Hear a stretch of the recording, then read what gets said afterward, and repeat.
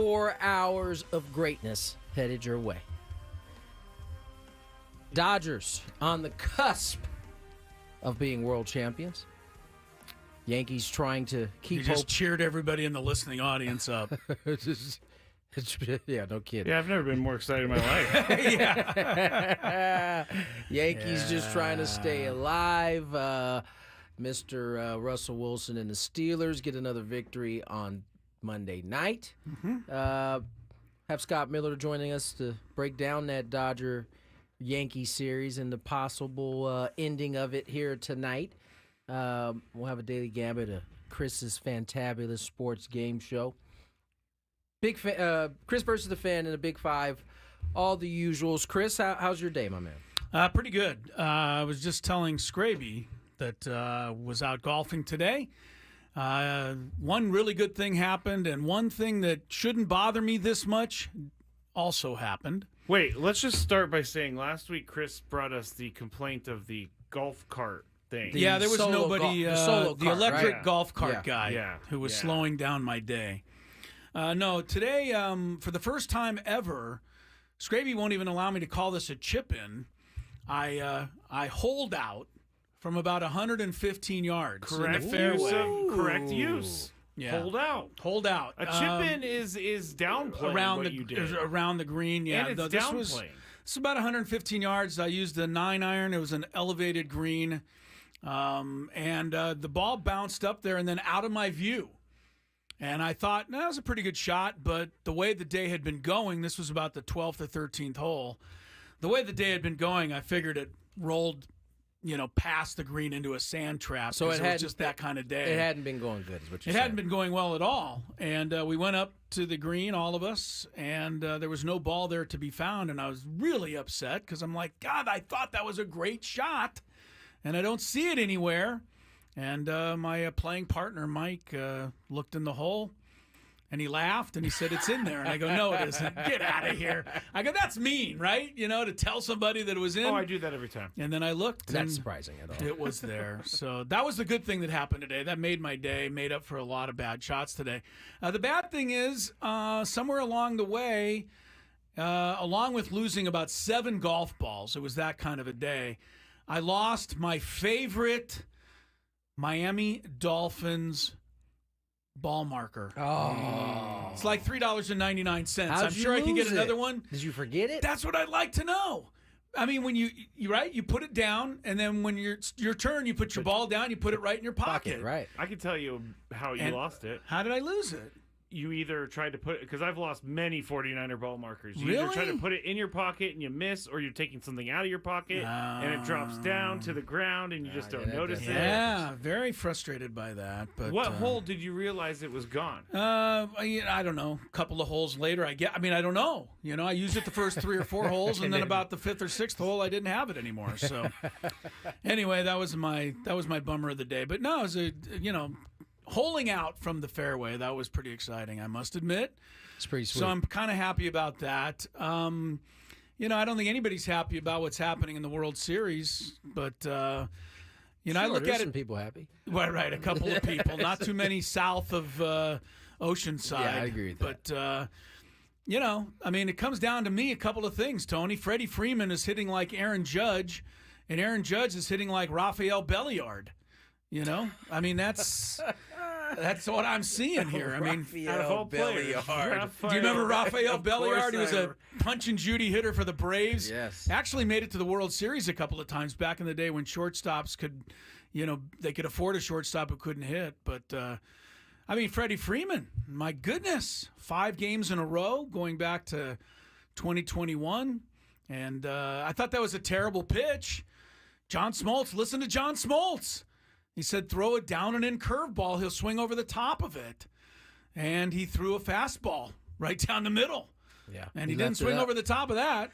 He just knocked it out. That was ball game, as it turned out. Freddie Freeman is one of the best hitters in baseball. He is. I know he had a weird year. He was dealing with injury. His son, was dealing with what he was dealing with. Had the ankle injury at the end of the year. And by the way, at that point, he was still like top 10 hitters in the league. He's just starting to get healthy again, it seems like. And his swing is getting healthy along with it. And so, I mean, that's the part of the lineup that you always were terrified of. It just so happens it's not Ohtani right now. Yeah. It's Freddie Freeman. When it wasn't Freddie Freeman, it was Mookie Betts. So, I mean, and they're getting just enough at the bottom to do their thing. Make it interesting. Yeah, Kike I think, had a couple yesterday. He did. Edman was doing his thing. He was on base with a hit by pitch, a walk. You know, look, the Yankees gave up 4 runs. 2 of them were walks, and 1 was a hit by pitch. The only run that scored that wasn't handed to the Dodgers, basically, was the Freeman home run. Right.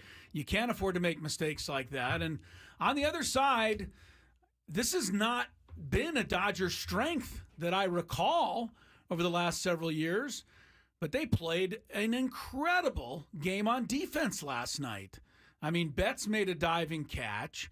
Edman made at least 2 great plays, one by stopping that throw from going into center field and still tagging second base. And then he made another good play, I thought, to end the ball game and not let Soto up to bat. And then obviously Teoscar Hernandez, who's not known for doing anything in left field, makes a perfect throw. I thought Will Smith's tag was, professional at best. And so, I mean, they were able to silence anything the Yankees got going. I think it's important to remember. I mean, once the Dodgers made the move to make Betts back to right field, they now have, Gold Glover in right, Gold Glover in center, Gold Glover behind the plate.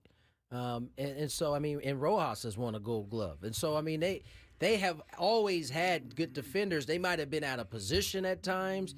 And I think, you make a trade like Tommy Edman at the time, it's not that big a deal because he hadn't played a game. And they really wanted him, and they knew what they were doing, as it turned out. 100%. And on top of that, and I think we talked about this shortly after the Padres got eliminated. If Walker Buehler got back to doing Walker Buehler type stuff, this is a different ball club you're talking about now. Yeah. Well, the Dodgers also, everybody, and I understand it because we're the team that seems to be, to benefit the least from all the money the Dodgers spend. It makes life much more difficult on the Padres.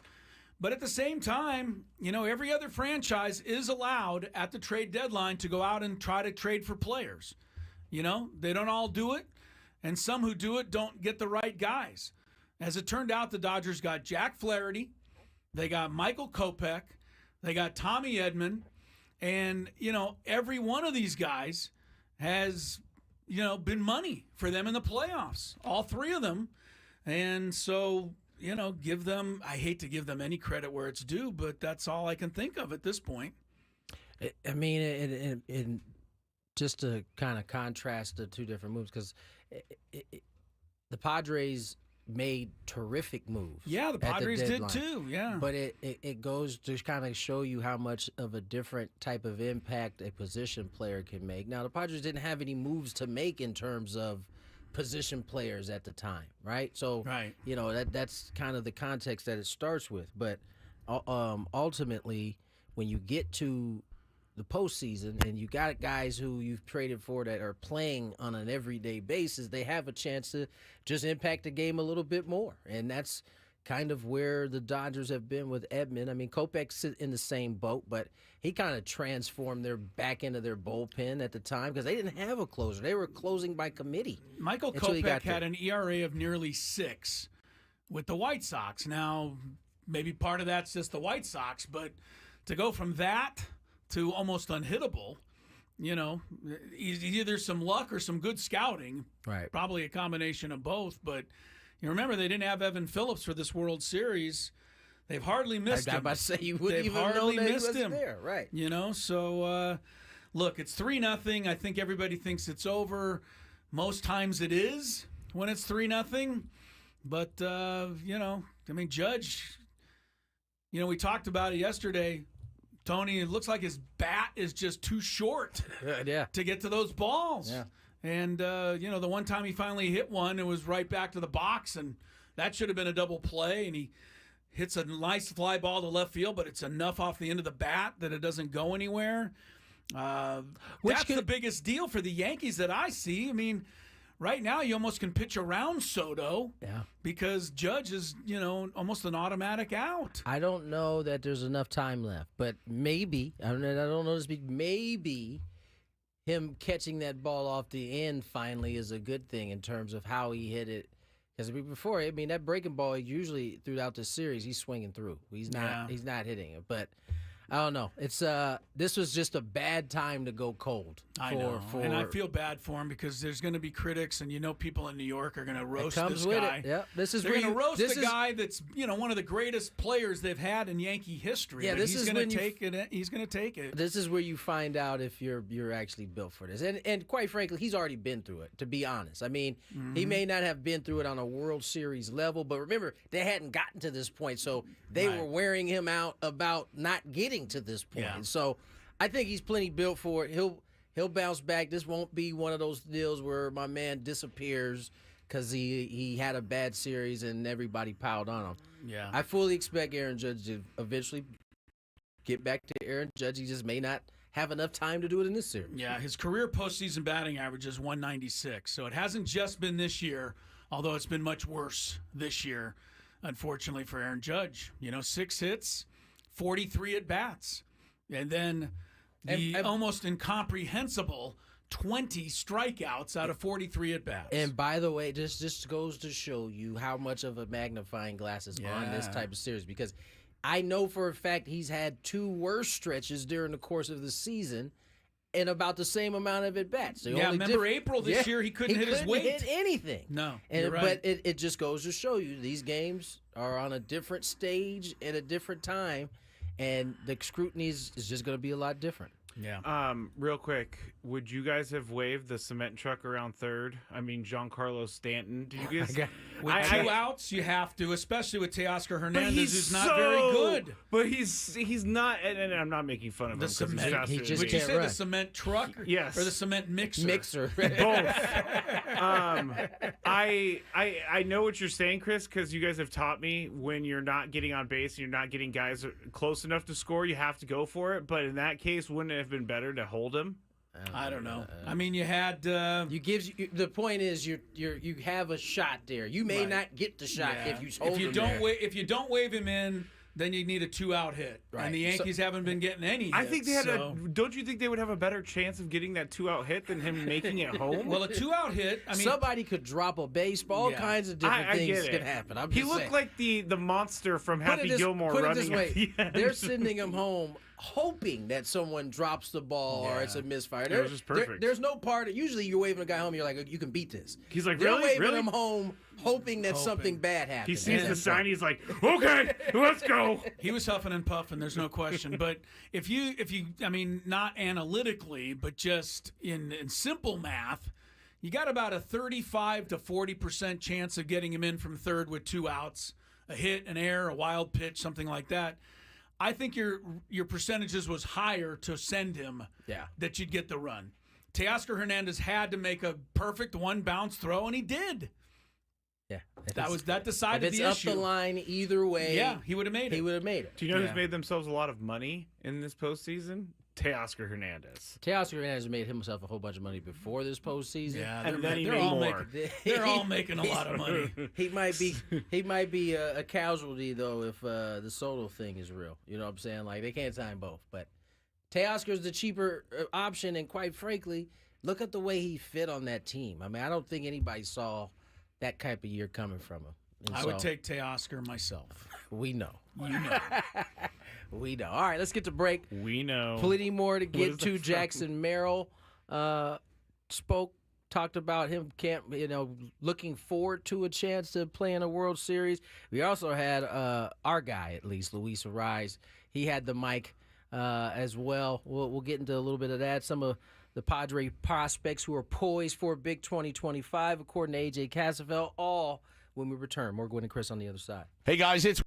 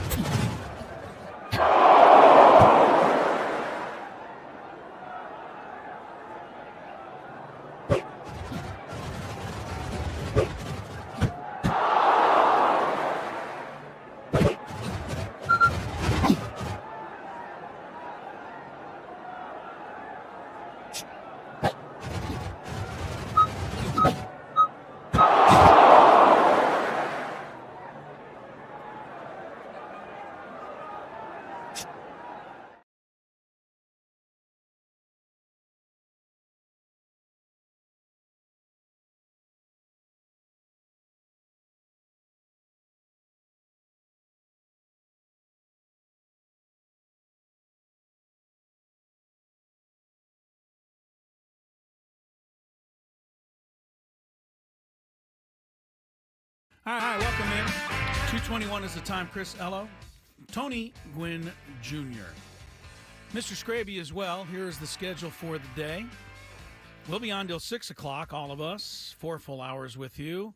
Scott Miller joins us to talk about the World Series in about 20 minutes, 3 o'clock hour, Daily Gambit. Another round of the Fantabulous Sports Game Show, 4 o'clock hour, Chris versus the Fans, the Big Five.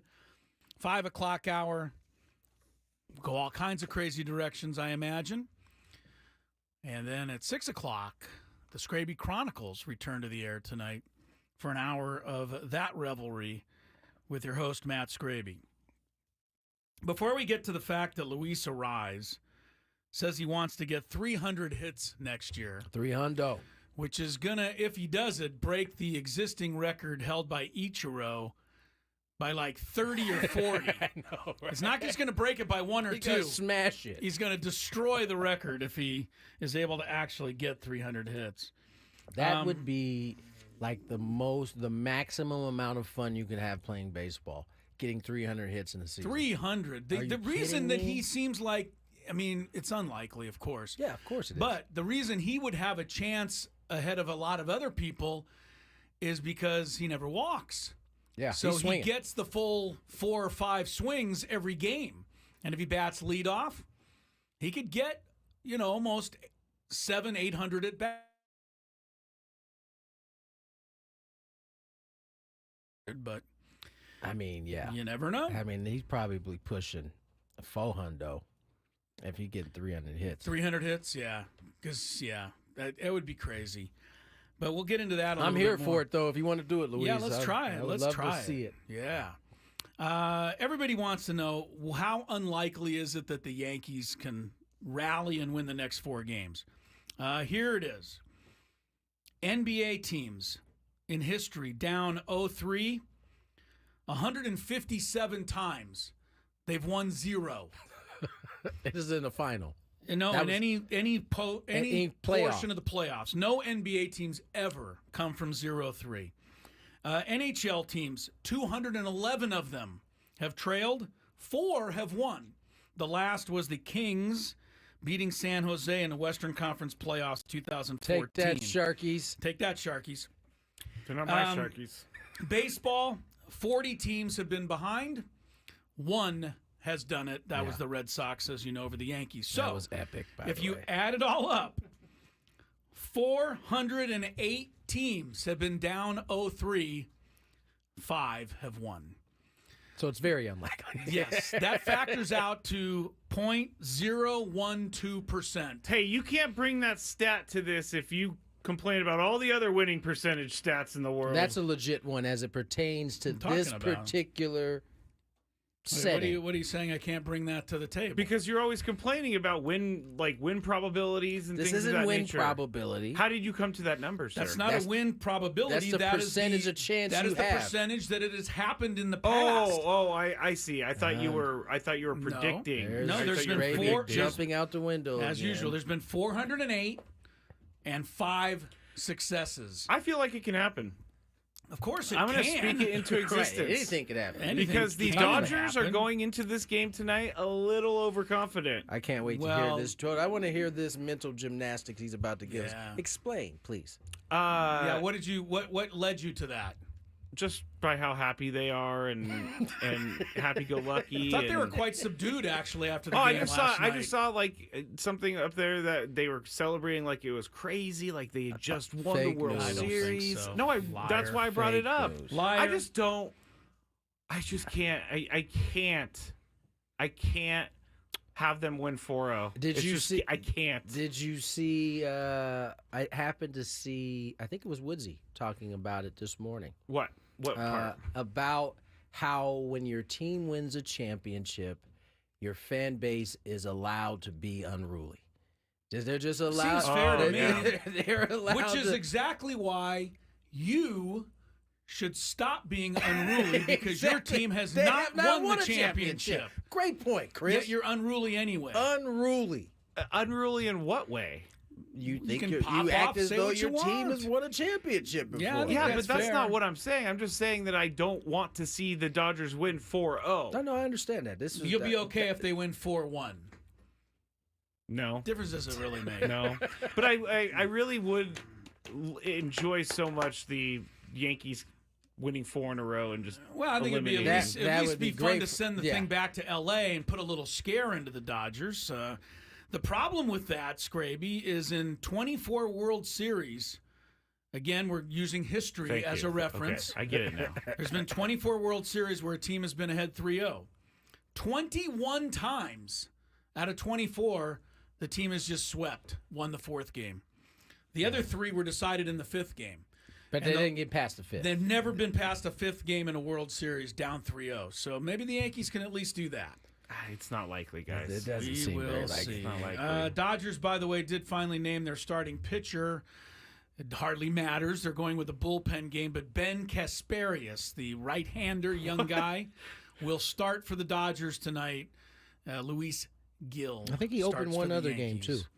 Kasparius? He Yes. may have against the Mets. I don't remember, but Sounds like a Roman Empire. he's first up for the Kasparius. Dodgers tonight, if you're wondering. I got to get your guys' opinion at some point about Garrett Cole They were broaching the idea of bringing back Garrett Cole on short rest, and Garrett Cole was not a fan of that, so he's not pitching for the Yankees tonight, and he will pitch in Game 5. Do you remember what happened Yes. when the Padres went with Dylan Cease on short rest? No, I totally Nobody get that. was happy about it, and it didn't work. No, that's not what I was saying. I just I was curious to hear if you guys think that's like a what's the guy's name for the Colts? Anthony Richardson, like kind of tapping his head, like, "Hey, I need a rest." Chicken bleep move. Yes, that's what I don't personally believe it is, No, I don't think it is. but it is the elimination game of the World Series. Yeah, but there's no guarantee he's gonna be good. There might be a dude who has Gil, who's pitching for them today. Gil, yeah. Gil, who's on regular rest, might be better. It might be heel. I've heard both. Because it is Gilberto. Gilberto Gil. I think it's Luis Heel, but I could be wrong. We'll see tonight. Joe Davis will pronounce it right. I can wait for that. Either that or somebody called Jesse Agler. He'll know. Speaking of Jesse, I thought of him last night because on the bunt by Edman, where Gavin Lux slid in hand first, I don't think there's any argument that he was safe. But they didn't overturn it because of there wasn't quite enough 100% evidence. And I can hear Jesse in the back of my mind going, What a stupid that's rule. so stupid. You're either safe or you're out. Right. And I really thought he was safe. I thought the Yankees got a big break there because they might have been able to bust the game wide open had they overturned that. But again, that frustrates me because I don't care who wins the game. I just care that the plays are called right. Yeah. Didn't you think he was safe? I didn't see the play. Okay. His hand slid in there like, Skraby, did you recall it? He no. doesn't. He doesn't. No, I didn't get home until late last night, and That's honestly, great. I couldn't handle. I watched the highlights and stuff. Excuse there. We were good. It was a safety squeeze. It was a safety good. squeeze anyway. I'm pretty sure Lux was safe, but they didn't overturn it. So, but I could hear Jesse bemoaning that fact, and I'm right there with you, Jesse, because I thought that safe is safe, as the old saying goes. Safe is safe. All right, we'll take a quick break. Scott Miller, New York Times. Is he really with the New York Times anymore? That's the last I checked. I don't know. We'll have to double check with him. The New York Times wiped out their whole sports department. They did? Yeah. The New York Times is they use stories from The Athletic now on sports. Yeah, we'll I know ask that. Scott They about bought it. The Athletic. Yeah, but I think they bought The Athletic. All right. And they're using their stories, I believe. Because they own their page. stories. Anyway, but Scott is still a baseball savant. We're on top of it today, everybody. Not really. He's also got a baseball book coming out. Look forward to discussing that and the 3-0 Dodger lead when we return.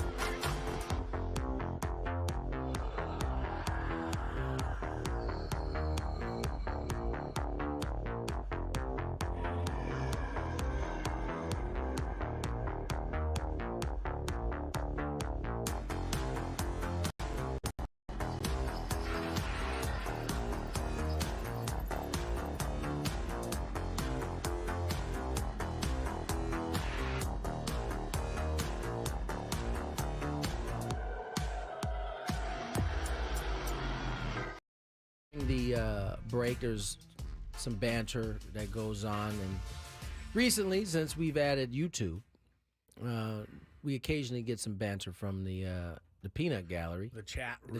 The chat. They're more than a peanut gallery to me. I got to tell you something. These people in the chat, they have the minds of a steel trap. That's every listener They of the do show. not forget anything that is ever said. They don't forget nothing. No. And Skraby has a good point on one of these. Okay. Yes, Dan, who is in the chat every single day. Shout out to literally Dan. every day. Thank you, Dan. Chris wants games to be called right. He said last week games can't be called perfect with computers, a.k.a. new strike zone for minor league baseball. WTF. Thinking emoji face. Got him. All right, no thanks, Dan.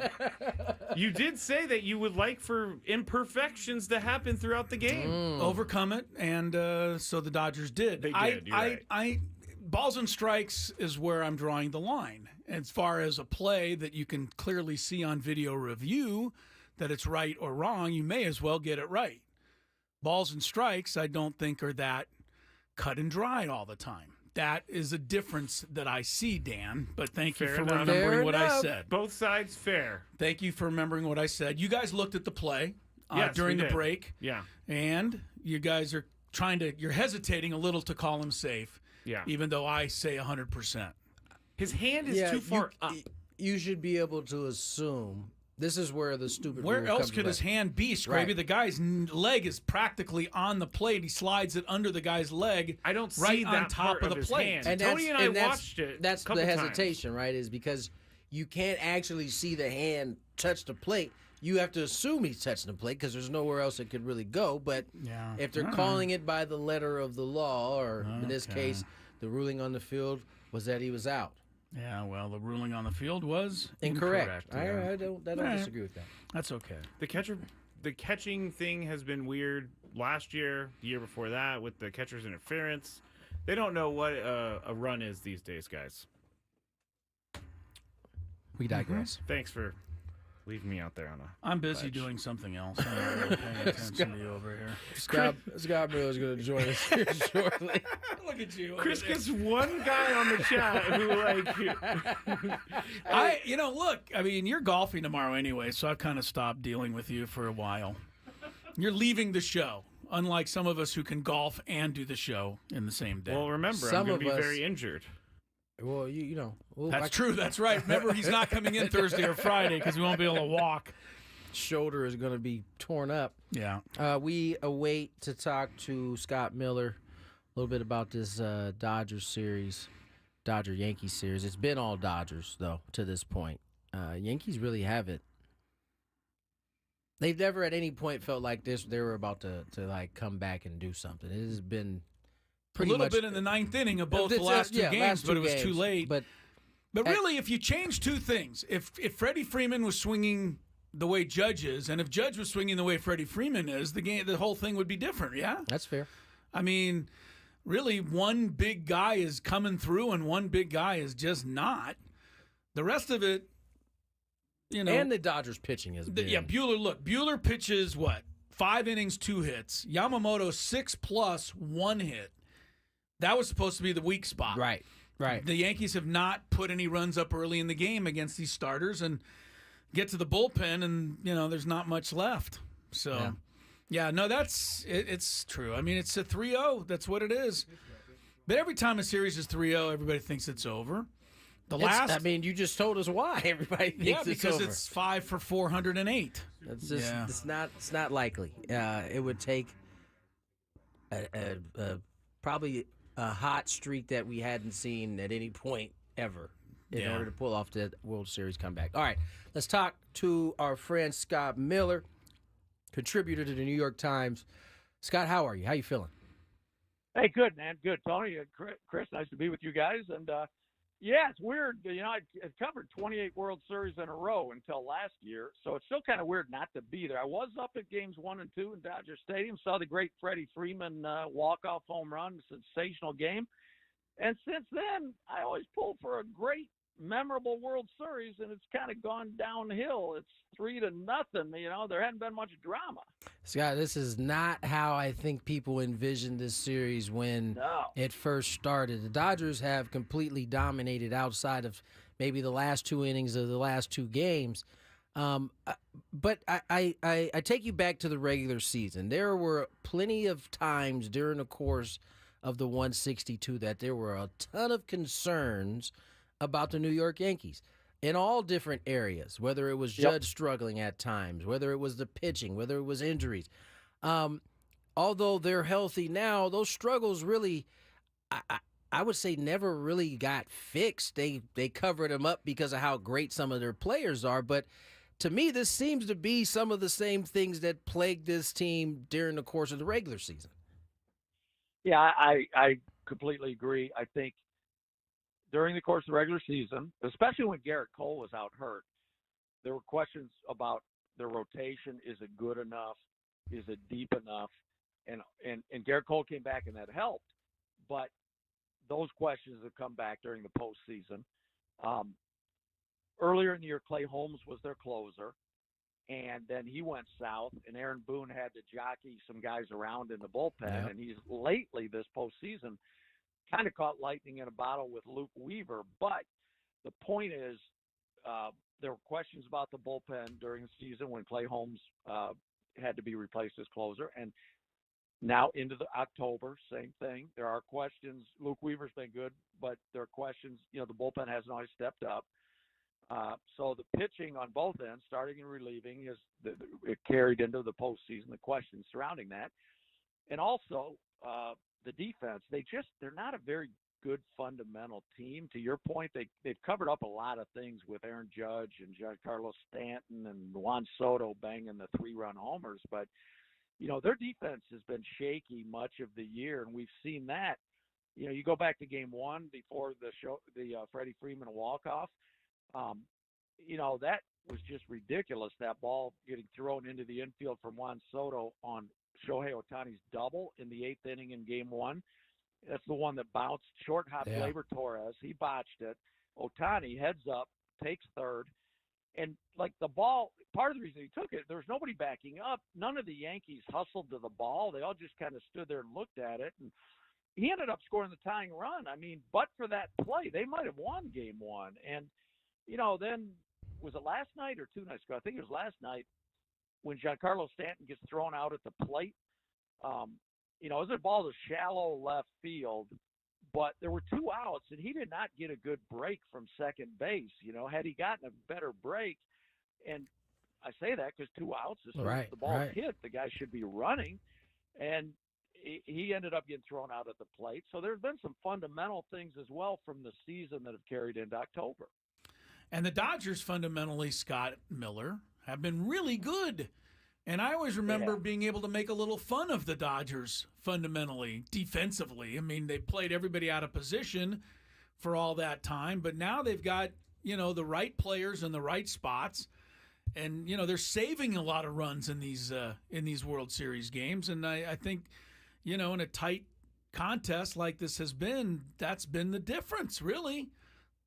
Yeah, they have not made many mistakes. I mean, I just listed a couple mistakes the Yankees made, and that's just 2, and there have been others. Whereas the Dodgers, you really have to hunt to look for, you know, you can't find any, like, key error that turned the game, you know, the Yankees' direction, or, you know, some, you know, base running blunder. I mean, you know, really the only mistake the Dodgers made, it's hard to bang them for it, is, you know, when Ohtani ran the other day and hurt his shoulder, I mean, they're up 4-1.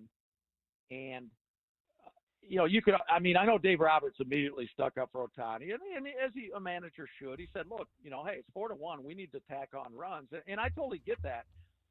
And Ohtani hadn't been thrown out stealing a base in like 2 months at that point. So, you know, that all is fine. But, boy, when he slid and hurt his shoulder, you're like, oh, man, it's the late innings of a 4-1 game. You know, did he really even need to be running there? And, you know, you could debate that, but you're right. The Dodgers have done just about everything right. And, you know, I'll tell you one thing that it struck me when I was up at Dodger Stadium. I was up there for the games 1 and 2 of the Mets NLCS series, and I was up there for games 1 and 2 of the World Series before, obviously, I didn't go back to New York, but watching this whole thing play out, one thing that strikes me, especially those of us that live in San Diego, is, if I'm employed by the Padres as a player or in the front office, or if I'm a big Padre fan, I am just shaking my head because the Dodgers and the Padres division series, for my money, was the NLCS. The Padres are the next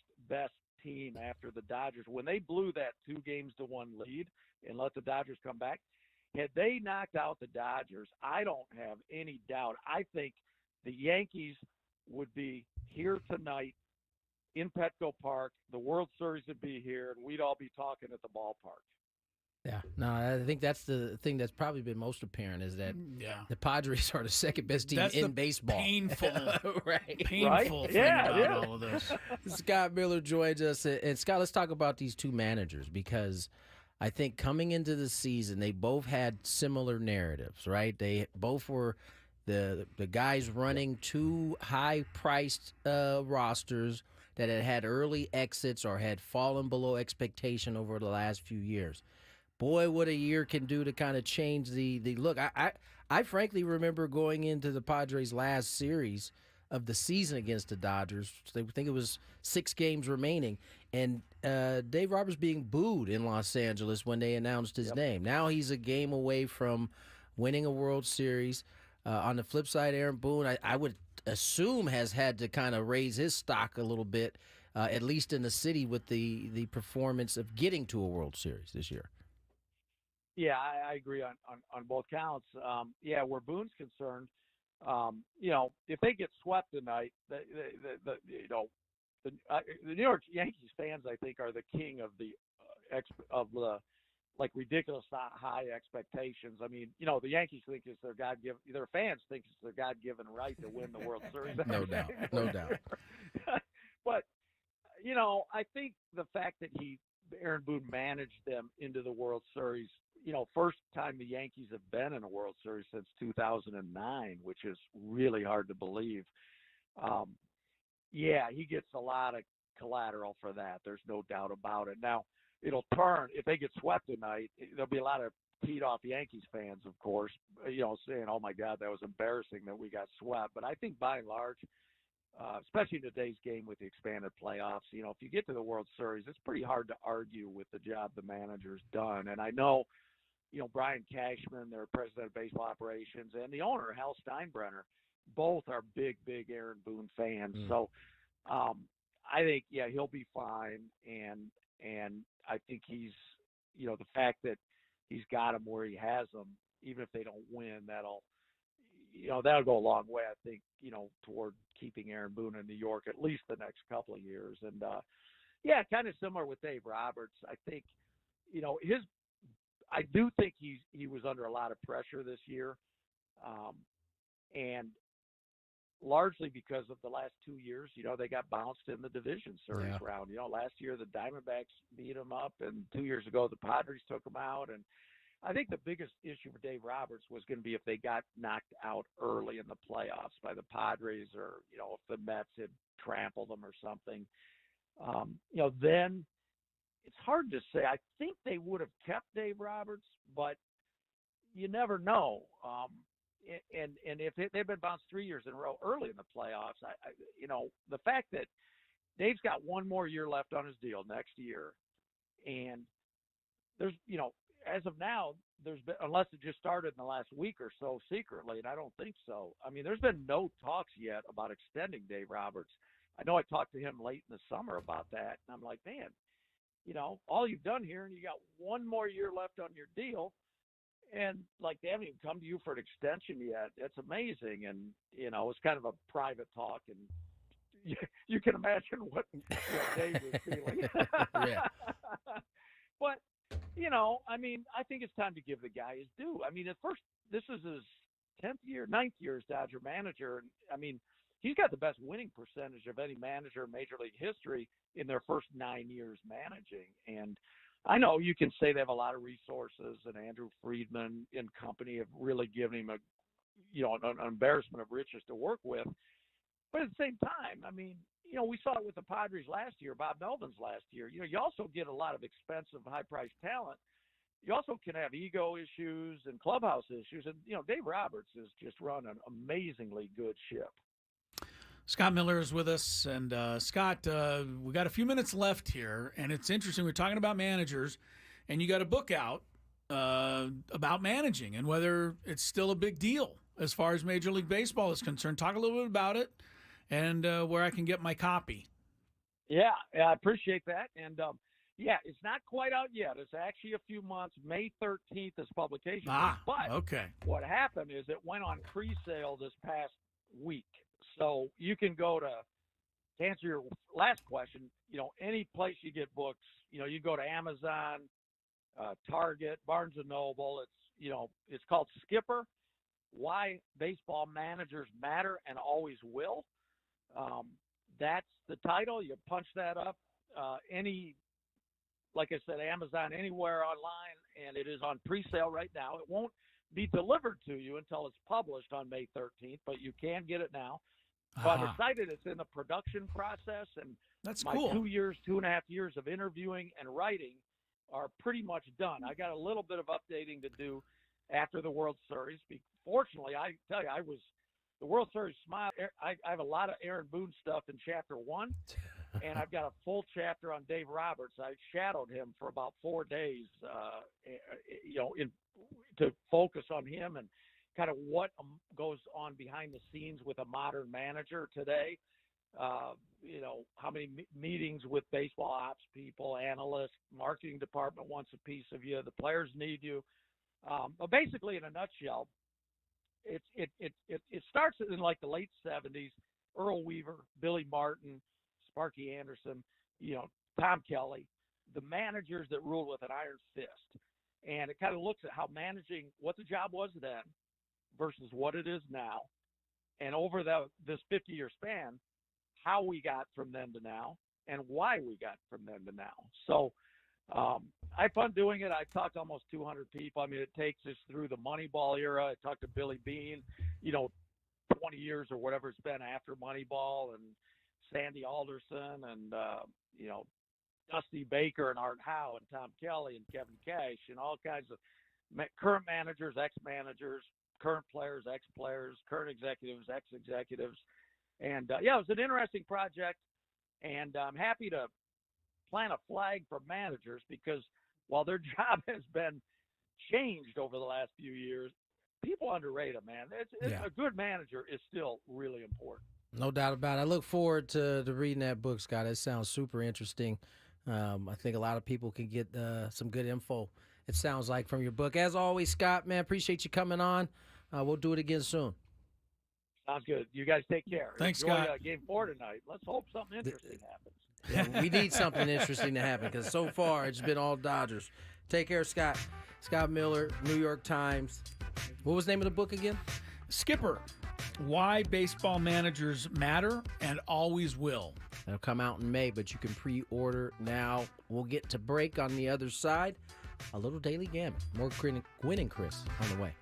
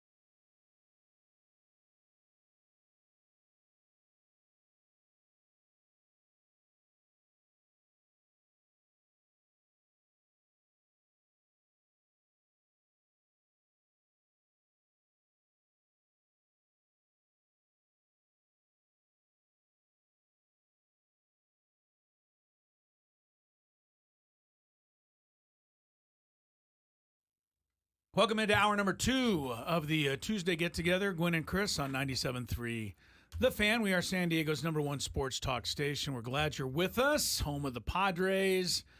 And tonight, the Padres' arch enemies, the Dodgers, can wrap up their 8th World Series championship. It would be the 7th since they moved to Los Angeles in 1958.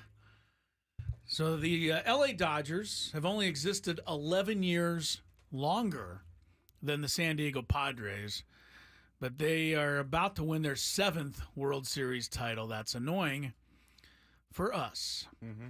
And, Super annoying. Yeah, it is. And, they kept talking last night about the parade that they didn't get to have in 2020 and that they'll finally get to have a parade.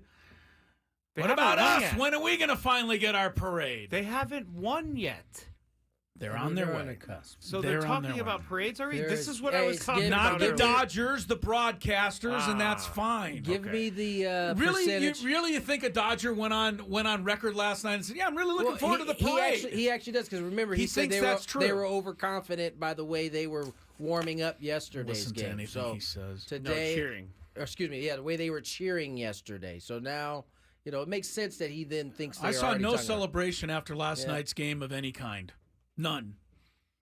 Except in your mind, Skraby. Football fans, listen up. Skraby, listen up. You may need that extra edge because you're playing me this week. Go get slapped this You week, need to buddy. cash the ticket. Numbers, angles, and more. The podcast for football junkies. New episodes Thursdays and Fridays. Mike Valenti, Jim Costa are breaking down the biggest matchups and finding the best value on the board every single week. Cash the ticket. The podcast to help you bet smarter on both pro and college games. Follow Cash the Ticket on the free Odyssey app or wherever you get your podcasts. Skraby, little bad news for you today. Very bad news. Your starting wide receiver, Stephon Diggs, is Yeah. out for the season. Actually, I'm just You're going going to to drop him right now. Going to need to find a replacement there. Although I'm not really, You got Ayuked like I did. having a trouble with that because I wasn't looking forward to facing Stephon Diggs. Now I don't have to. Yeah, short week, too. Short week for Stephon Diggs, but who else? Dodgers, Yankees tonight. Bullpen for the Dodgers. Ben Kasparius will be first up. Luis Heel, and I did look it up. It is Heel pitching for the Yankees tonight. I will say one thing about Luis Heel. He has to be a tough guy. He's got a tattoo on his throat. That just looks painful. I'm just Sounds saying. painful. Well, he's got one there. Louise Hill probably gives them their best chance to win. 15-7 this year. Yeah. Good season, 3.50 ERA. Ooh, you know who I'm going to start instead of No Stephon Diggs? no one cares. I'm going to start We Buffalo don't Bills care. wide receiver Khalil Shakir against Chris's Dolphins just for the extra Ooh. stab. Oh, then he'd have to watch. If that guy has some success, he'd have to watch him do it against his team. I like that. Was kind of a savagery move right there.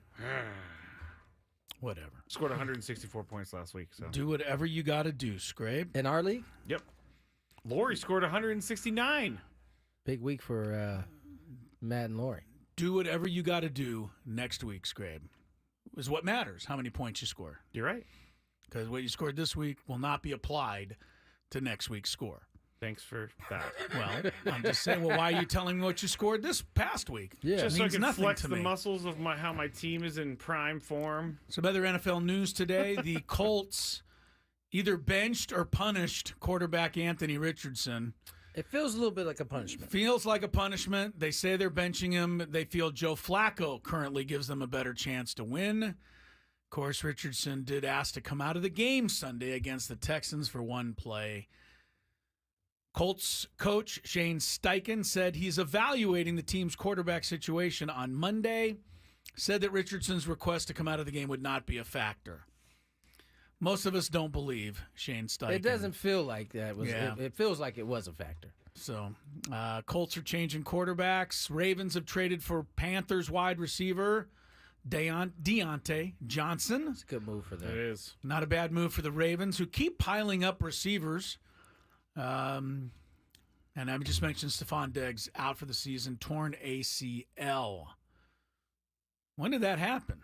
I didn't It was even a hear about it. non-contact injury at some point It was in early. the early second half. Yeah, early second half. But he made a cut or something, and you could see his knee give out. Too bad. All right, I just thought he was scared and didn't want to play against me. Yes, that's it. Yeah, he was concerned about that. All right, let's get to some winners, losers, results, picks, Daily Gambit. Do you like money? I think about money a lot. Do you like money without doing anything? Winning. Do you want to make money while watching sports? I think Washington is immortal luck. Washington! Woohoo! If you answered yes, this is your segment. Just don't blame us when you lose. Nothing is ever your fault. It's your game. Take it. Gwynn and Chris go through the top bets of the day in The Daily Gambit on 97.3 The Fan. Daily Gambit is our daily sports betting segment here on Gwynn and Chris. Everybody gamble responsibly. Tony has pork rinds in here, and he gave me one, and it looked like a bug, and he doesn't think it looks like a bug, but it looks like a bug. You have a Chris? problem with my crackers. You have no problems with pork rinds. No, I said to Tony, I find it very strange that you're eating pork rinds in a radio studio. So, What do you like? Honestly, let's do Nothing. let's do a 5-minute show He one day doesn't where like you list anything. everything you like. well, I do think it's professional courtesy to not eat chips during a radio show. So, both of you are Who in. cares about your professional courtesy? Clearly, me and Chris don't. How is yeah, I'm eating talking about everybody broccoli? else. How is eating broccoli courteous? Yeah, we used to. Why is that any more courteous? Because I'm not eating it during the show. You don't? You crack that. You barrel. don't eat during the show ever. Ever. I didn't During say that. commercial I said broccoli. I said Ah. broccoli. You brought up broccoli, and then you're like, ever? But my I've point seen is, you is eat. you're saying that chips are discourteous, snack. but how You are bring in broccoli meals. courteous? Oh, because it doesn't stick in your teeth and make weird. Broccoli doesn't stick in your teeth? Maybe just makes up stuff as he No, goes. the for entire sure. chat is probably thanking me for this right now because they complain about Chris's eating on air all the time, and I never say anything. Why are we in such a bad mood today, guys? It feels like there's some weird energy in this there's room. no weird energy. You made a comment, and I was just responding, and it turned into this, young man. Katrina said, "Hey, you guys plan the SD parade after Game 2," and I said, "No, I planned the San Diego Padres parade after they won Game 2." So that would be my fault. I should not have planned a parade. Did you plan a parade after? I did, and Chris said he would be your driver. Oh, I was here for that. I remember that. But I'm not blaming Chris for that. We were all in parade mode And what brought that up? because we were talking about the Dodgers planning their own parade. Oh yeah. So I I've wonder never why we seen never Chris look finish segments on time. I've never seen Chris look more miserable in my life over there. I've never seen it. The reason we don't make segments on time is because we waste the first 6 minutes with a bunch of. Listen, Nonsense. you're driving right now, so. All right, this is Daily on you. Gambit. We have our survivor pool that is still alive. We have a All belt 8? on the line. 8 people are left, or were left. Now there's only 5. We lost 3. Those 3 picked the Ravens over the Browns. I bet they felt so good about that Ravens pick. They had stalled out until week 8. Yeah, right. And they were like, "Oh, this is the perfect time to use them." The other one, 3 were the Lions to beat the Titans, and then 2 for the Broncos over the Panthers. So there's 5 left in the eliminator pool, and this is what things get real because you've probably already picked the good teams at this point. Good luck to the remaining 5. It's good. And it just goes to show you, picking good teams guarantees you nothing, because 3 right. teams went out. Yeah, and I went out in week 1 after picking the Bengals. Yankees minus 1.5 over against the Dodgers last night. Chris chose the Dodgers on the run line. Tony and I chose the Yankees. Both of us were wrong. Dodgers won 4-2. Bueller versus Schmidt. How many innings pitched, or who had more innings pitched? Schmidt or Chris chose Schmidt. I chose Bueller. Tony chose Bueller. Bueller had the most innings pitched. Last Bueller? night, Bueller. Bueller. Steelers and Giants over under total points of 36.5. Chris went under. Tony and I went over.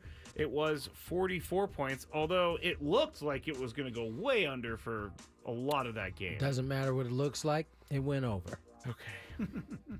Who had more passing yards, Daniel Jones or Russell Wilson? You guys chose Russell Wilson. I chose Danny Dimes.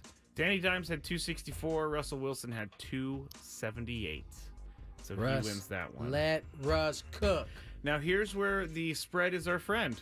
Phoenix Yes, Suns it minus is. 4.5 over the Lakers last night. All of us chose the Lakers. Suns won the game, but they did not win by 5. They won by 4, 109-105. Anybody notice how it's an hour and 11 minutes into the show today, and we hadn't yet mentioned the Lakers, whereas yesterday we plugged them in about Very 4 good minutes point. into the show. Very good For point. the record, I plugged them in 4 Yes, you minutes did. into the show, and we had won. I think we no need to need bring plug up them the- in 4 We don't minutes plug them in when they after lose? they've lost. All right. I fair think enough. we need to start bringing up losses first thing of the show. That's fine. Just to get it out of the way. I know how much you won't do that because you would hate to bring up basketball in the first segment. You know me too well. So I'm pretty good there. It'd have to be Chris that brings it up.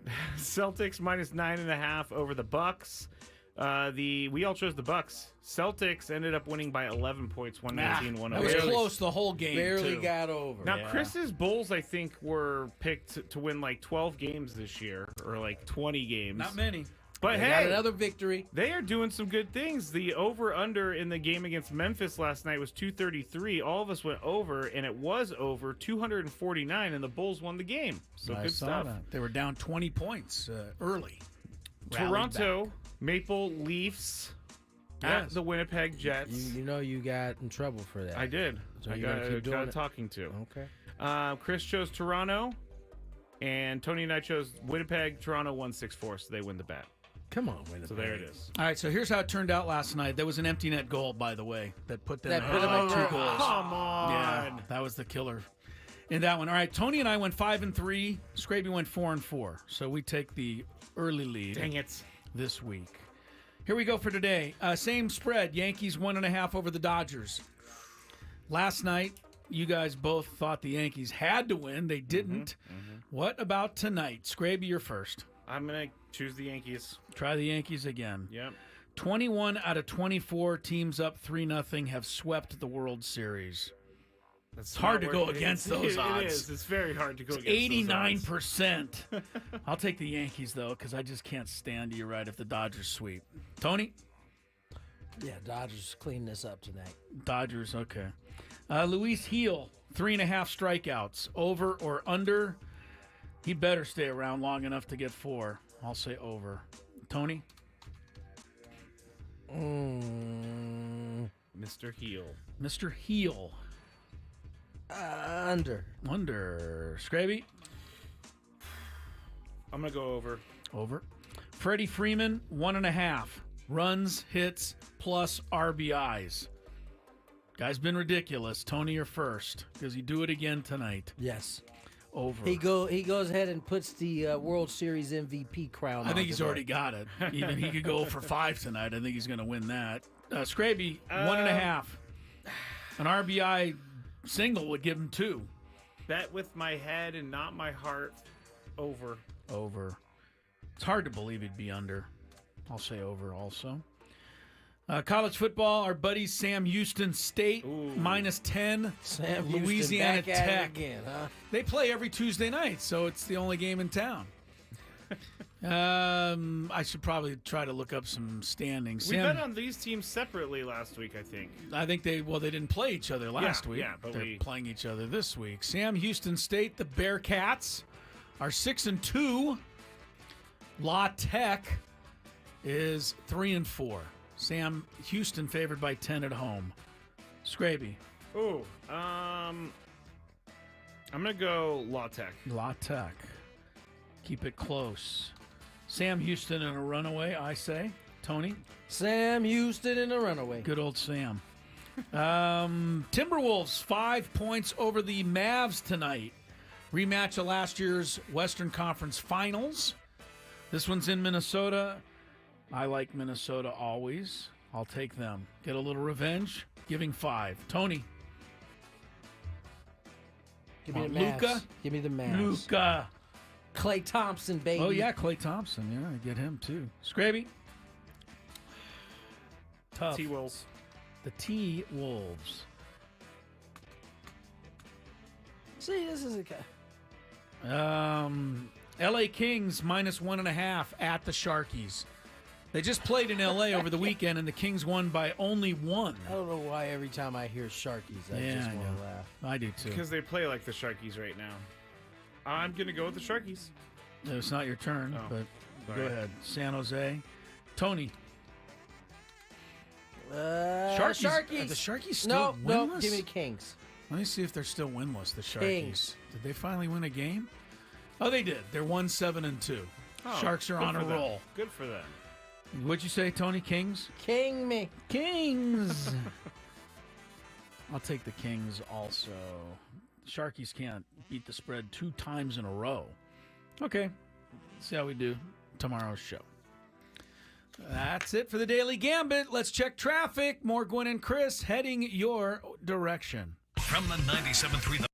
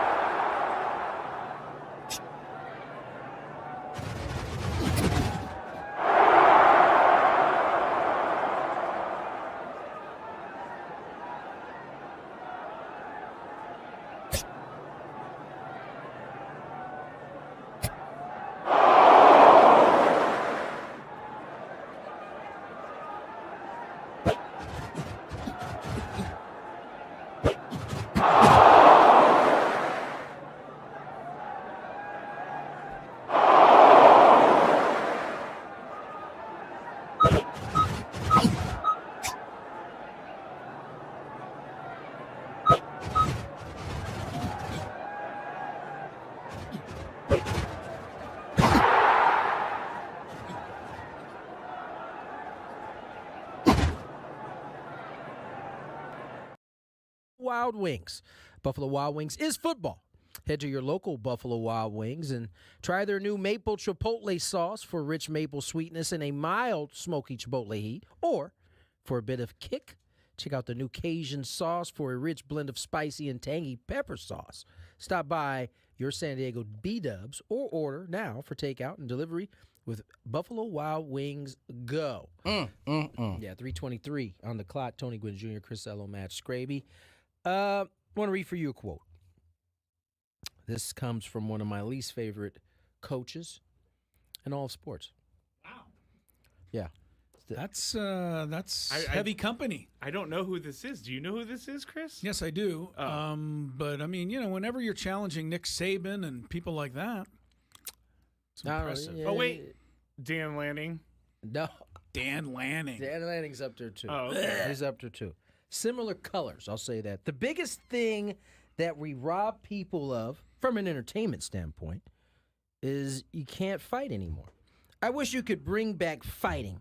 How come in baseball they're allowed to clear benches? That is a quote from head coach Joe Mazzulla.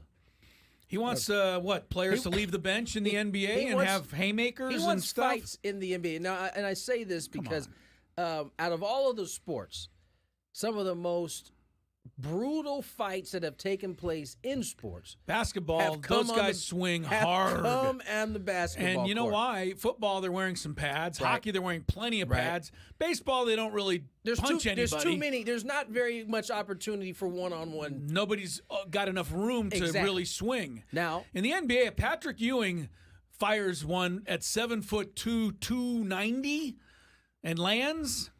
well, That hoits. Tom. Yeah. What was it? Kurt. Gosh, what was it? Tom. Thibodeau? Oh, Tom Jonovich. Tom Jonovich. Oh, no, Tom that was Jonovich. Kermit Washington. But no, that's an all-time That's moment. I mean yeah. that punch ended his career, but Yes, basically. it did. If you've never seen that punch, you can find Kermit Washington, Rudy Tomjanovich. I'm sure you can see it. Tomjanovich, right? Yeah, it's Tomjanovich, T-O-M. Rudy Tomjanovich. Rudy Tomjanovich. He played with the Rockets. It's back in the 70s, but Kermit Washington. Head coach for the Lakers for a quick bit. Yeah, Tomjanovich won 2 NBA titles as the head coach of Houston in the 90s, well after his playing days were over. But his playing days were ended. His playing days were ended when Kermit Washington got into it with another player on the Rockets. They were pushing and shoving at center court. Tomjanovich came up from behind and tried to break up the fight.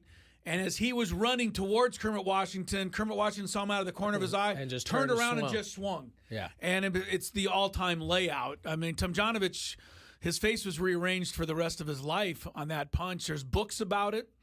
I don't know that they ever made a movie about it, but there's a whole book that was written about that one incident, and it changed everybody's life. Yep. But, NBA, there's some, damage can be done. So I think Joe Mazzulla ought to just keep I've been saying keep he's quiet. always trying to find the most profound thing to say. That's And not this is just- profound. This is stupid. It's not profound. It's We stupid. don't need It fights is. in basketball. Like, all right, football, you got pads. Soccer, you got pads as part of the thing. We don't need any real fights on. I'm watching this right now, and the punch is massive. Yeah, But it's devastating. The one thing I don't like now, if that happened, everybody would be going at it after that guy. No one goes after the guy; they just all stare. at Rudy Wait a second. Tomjanovich. Did you look at Kermit Washington? He's about 6'10", Right. built Oh. of iron. No, but so are these guys. No, I no, mean, not like that. not Not that at that big. time. Not in those days. He's one of the bigger dudes What on the was court. the date on that? Does it say? 70. Let me see. It's 77. 77. December 9th, 77. Yeah. It was quite. Yeah, take a look at it if you've never seen it, but wince a little bit because it's a hard punch. Yeah, it's tough. It's actually tough to watch. It is. Going through some of the stories, I saw Skraby had one on here about Padre executive drops out of White Sox manager search. I was like, which executive is going? So I had to click. And it looks like it was A.J. Ellis, former Dodger, now been in Padres organization for a very long time. He sounded like he interviewed. AJ be a good manager. I don't know if he wants that manager job. So that's A.J. Ellis, not A.J. Yeah, no, not A.J. Our Carter. A.J. A.J. Ellis, yes. Don't know that he want that job right off. It doesn't seem like a great job to have as your first one, but, maybe they're changing things up over there in Chicago.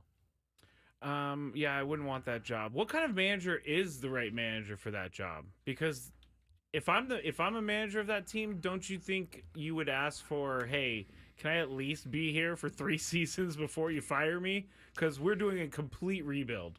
I mean, prior to Sizemore getting the job after they fired I think he was only there for 2.5 years, right? Grady Sizemore? Yeah. Who was the White Sox manager? White Sox manager Before that? La Yes. Russa. Oh, no. It was some guy I've never heard of, and we will never hear of him again. I mean, he wasn't there 3 years. I don't know. Carlos. I should know this guy's White name. Sox manager at the beginning of last year. Yeah, he was. Pedro Grifol. There you go, Yeah. Grifol. He was there, what, two and some change? Yeah. So he didn't even get the full 3 years. But they thought as soon as maybe 2 years ago, right, that they weren't going to be as bad as I feel like we were talking about them to be a World Series contender here. That was probably about 3 or 4 years ago. Who's that? White Sox? White Sox. I know. They went downhill quickly. Yeah, not as quick as Rudy T fell on the punch. I bring it up one last time because I looked up the book. It's by the great writer John Feinstein, and it's called The Punch. And it's One Night, Two Lives, and the Fight That Changed Basketball Forever. And that's not hyperbole. No, it's not. It did. It changed the sport. It changed sports forever. I mean, this punch was, well, you just saw it, Skrabe, so it was devastating. There's some boxing and UFC matches that don't have cleaner punches land than that. I mean, Rudy T wasn't defending himself. And he wasn't defending and he was just running into the fray to try and break it up. And Washington, like I said, catches him out of the corner and just turns everything into it. So, all right. Let's it's kind let's of a step strange away. thing for Missoula to say. But he says some strange things all the time. I'm pretty sure, like by this year's end, somebody will have put together a list of Missoula quotes, Missoula isms, if you will. Missoula isms. There we go. And we can see how ridiculous they are. All right, let's step away, take a break. When we return, the butt whipping commences. Chris's Fantabulous Sports Game Show next.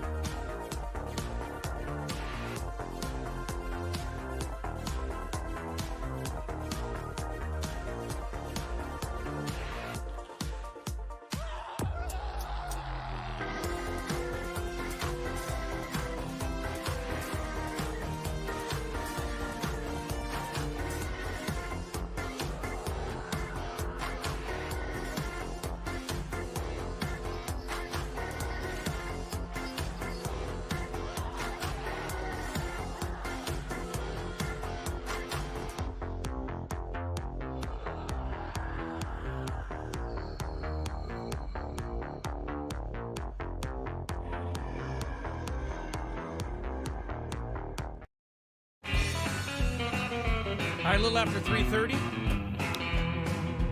Time for the revelry to end. Time to get serious now. Chris's Fantabulous Sports Game Show is coming up in just a second. We've been giving you some NFL injury updates. A couple of good news for a couple of players. DK Metcalf might return this weekend for Seattle. He's been out with a MCL sprain. And quarterback Derek Carr could be back for the Saints. You remember the Saints started with 2 wins, blew out the Cowboys? Everyone was getting on the New Orleans They had a healthy Derek Carr bandwagon. at the time. 0-6 since then for the Saints. He gone. They might get Derek Carr back this weekend. We will check traffic, and then we'll get into today's Fantabulous Sports Game Show. You can play along. From the 97.3 The Fan Traffic Center, here's Kelly Danick. Traffic is sponsored by Viejas Casino and Resort. Got a few problems starting us off. Hit and run crash reported on westbound King Freeway near College Grove. It's now over to the right shoulder.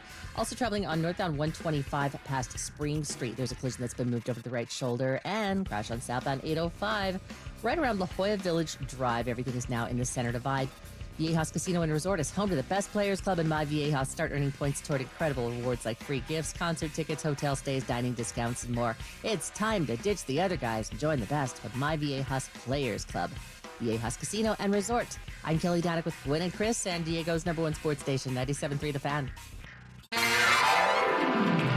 Hey, all you beautiful people out there, it's time to play one of our favorite games of the week. All right. We like to call it I'm gonna go Chris's Fantabulous Sports Game Show.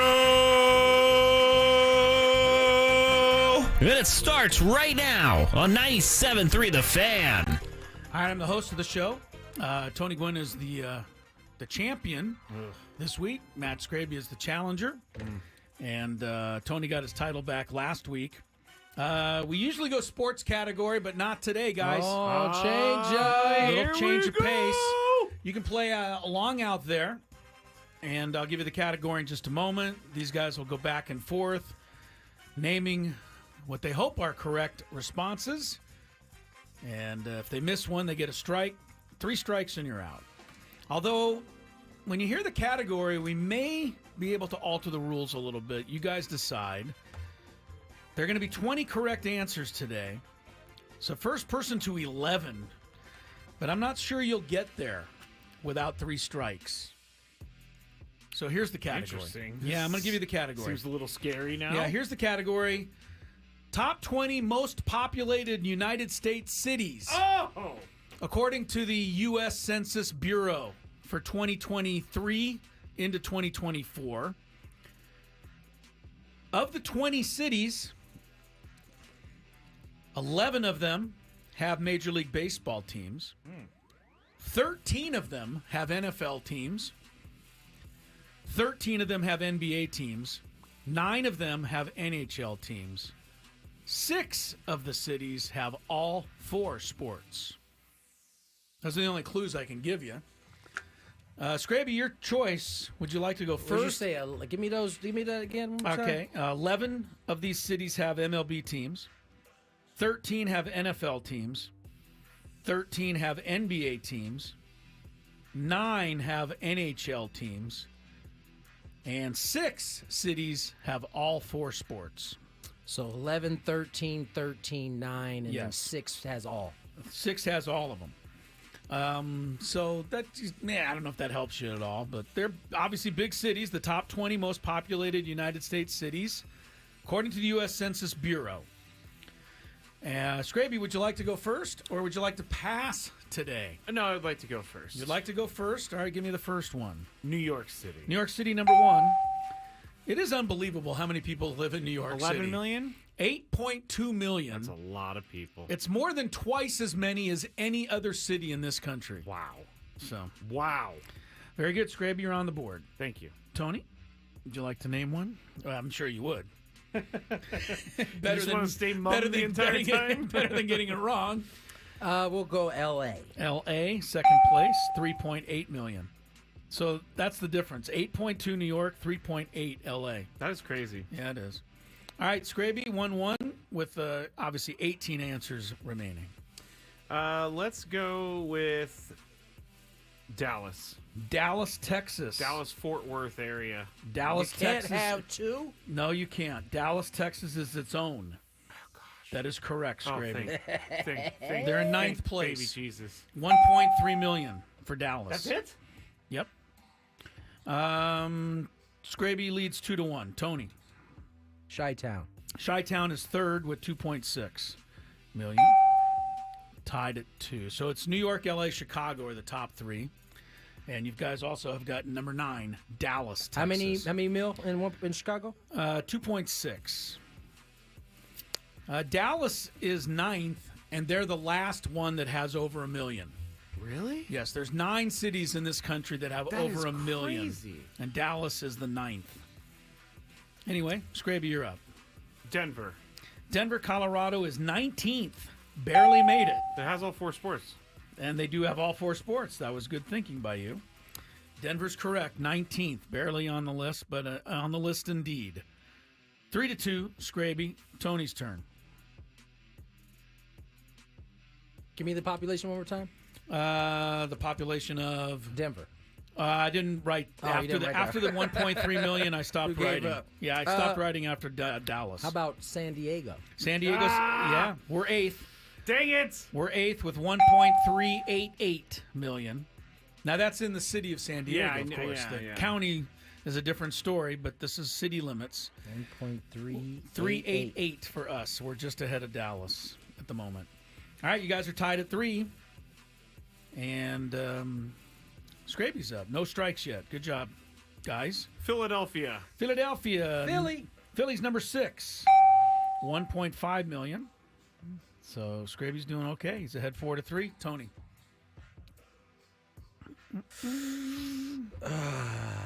Tony's getting a little nerve-wracked here early in the game. Will that come into play? How about Seattle? Seattle, Washington. Correct. 18th. Ooh. Sliding in just ahead of Denver, Colorado is Seattle, Washington. They're one of the 9 NHL teams. They also have baseball and a football, too. Oh, I got another good one. All right. We're 4-4, and we got 12 answers correct. Left, I'm sorry. How you doing out there? Keep guessing along. This is a good one. This is a good Okay. one. I like this. Scraby, you're up. These cities are going to get weird. They're going to get tougher, but, I mean, they're big cities, Yeah, they are. obviously. Big They cities, have to dog. be. They Big wouldn't be there. cities. I'm thinking big radio markets. All right, go Oh, ahead. well, then, see buddy. if What that you works got? for you. Phoenix. Phoenix, Arizona, 1.6 million. Phoenix has moved into 5th. They've been passing cities quickly. A lot of people moving to Phoenix for some really like godly it there. reason. Do they know it's hot? Like living in an oven. Yeah.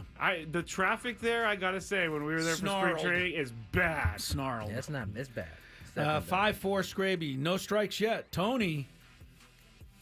So got number 4 left, number 7, number 10.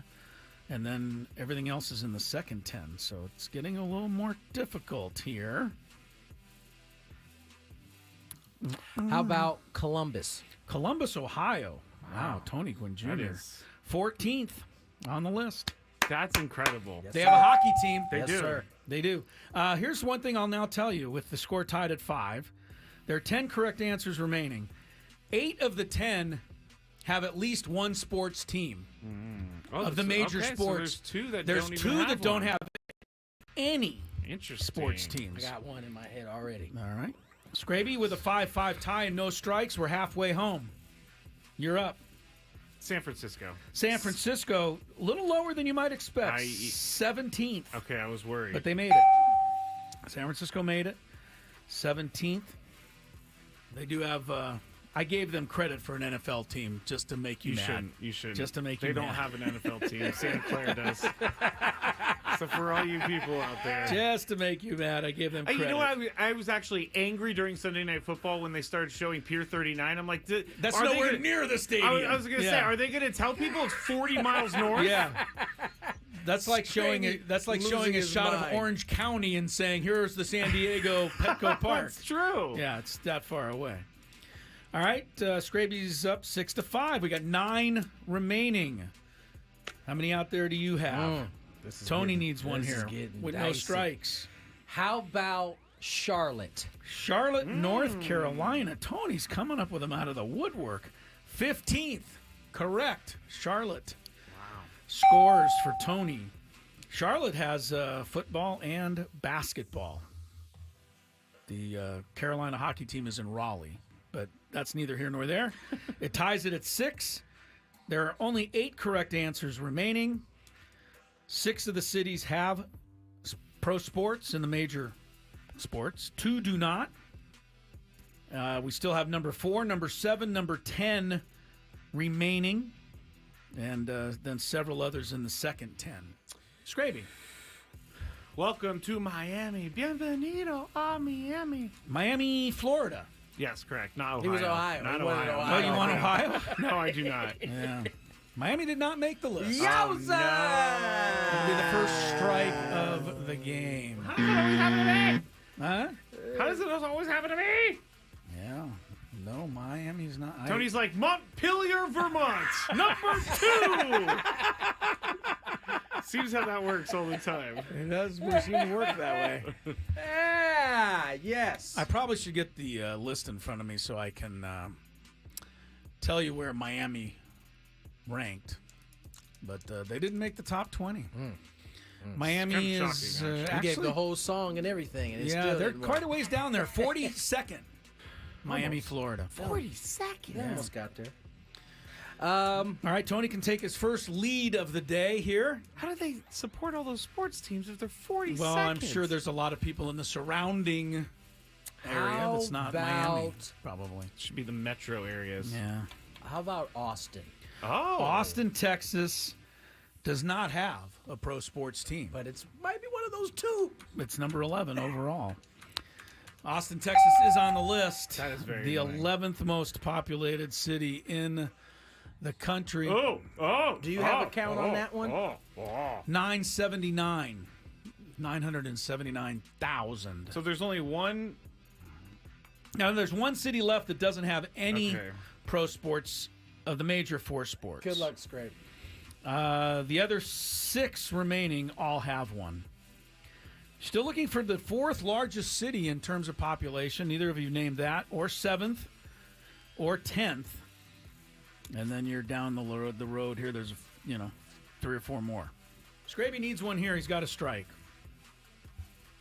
I'm really struggling. There are 7 correct answers remaining here. All right, I'm just going to go with one on my list. Boston.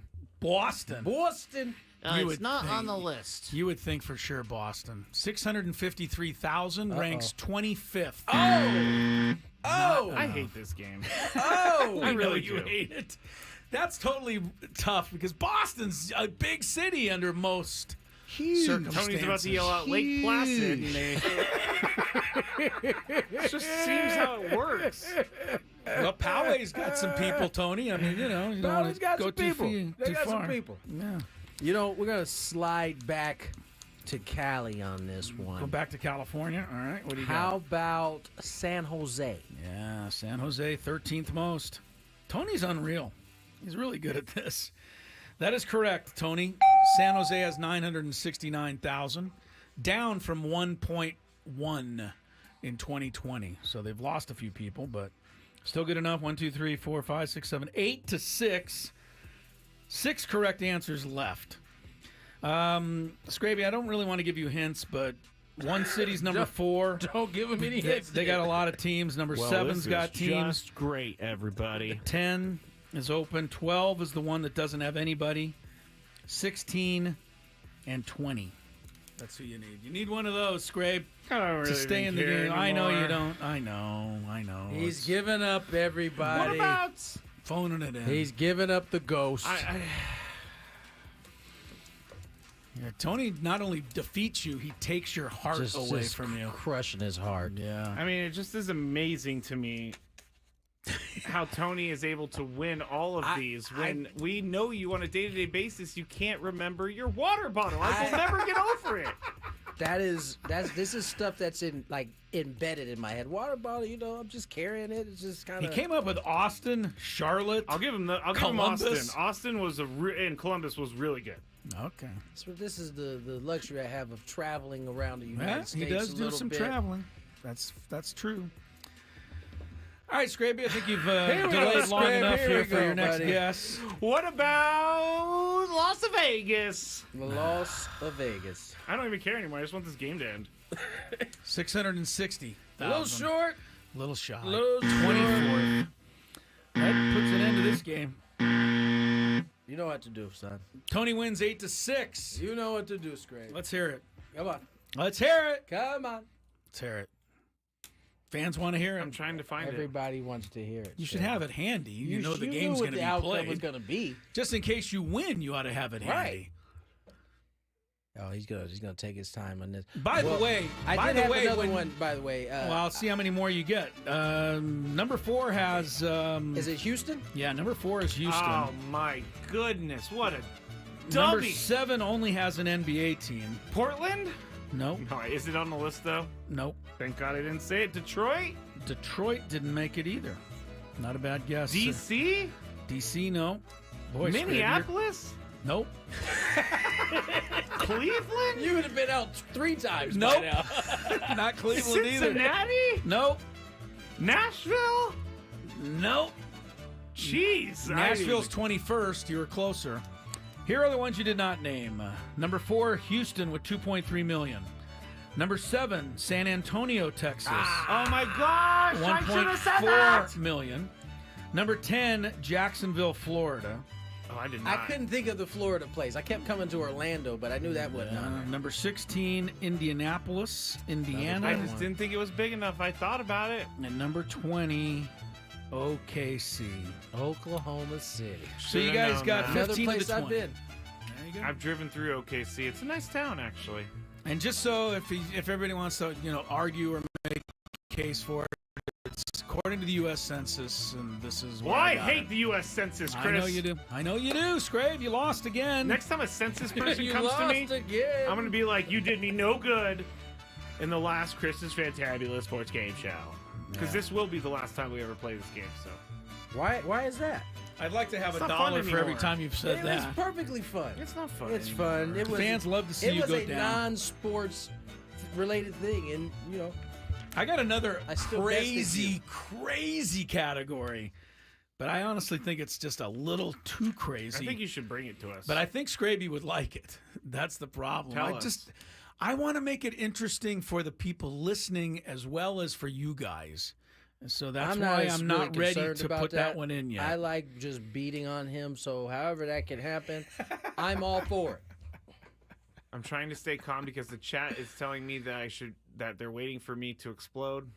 They want to see some reaction. Well, Reaction. If you want to see him explode, encourage him to keep playing. That's your best bet. I just hate when I You lose actually were ones. not, you didn't Don't throw even anything say today. You were hanging in pretty good there. You didn't I throw should have anything. won. That was No, good. you shouldn't have. I would have Oh, given you know what? myself You a shouldn't have won. There was a one bet. city I did not name that you guys didn't name. I'm sorry. I want to get everything right. The other city that doesn't have any teams is number 12, and you mentioned it. That's why I got you off of it. Fort Worth, Texas is its own city and ranked 12th. Yeah, you had So- two of them. You said Dallas. Yeah, you said Dallas, Fort Worth area. and that's why I immediately said, no, Dallas was stands alone. That was a 2-pointer then. No, it wasn't a 2-pointer. Nice try, though. That was a 2-pointer, guys. Good try, Scrabe. Oh, I hate this game so much. It was a good run, man. You know, Literally every city that I named after wasn't even close. It was No, it pretty really- funny. You named like 10 in a row there, and none of them were on the list. And every one of them was kind of solid, big cities.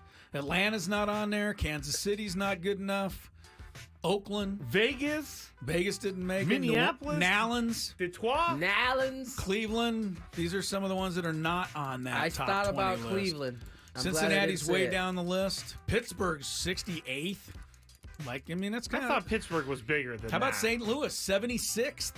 Didn't even think about St. Louis. So, all right, there we go. The Fantabulous Game Show's in the books. Gwynn and Chris is back. Your chance to play trivia. Chris versus the fans. 833-288-0973.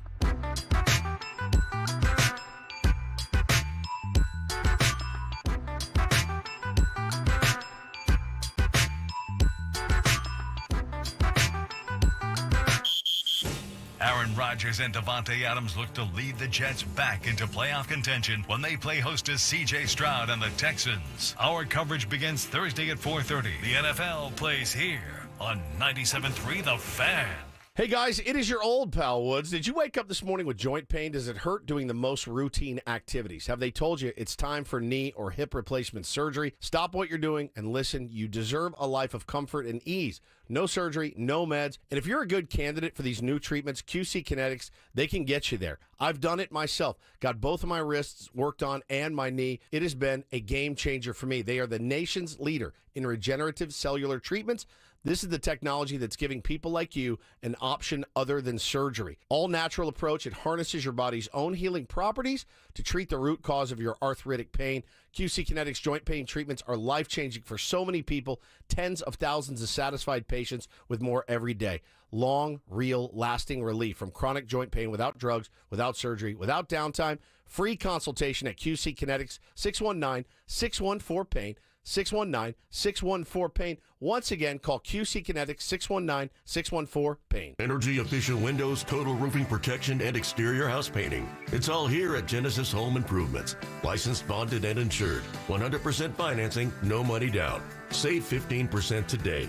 Visit GenesisHomeImprovementsSD.com. The San Diego County Bar Association offers a public service to assess your need for a lawyer. You will receive 3 references to qualified attorneys, each of whom will provide you with 30 minutes of legal consultation without charge.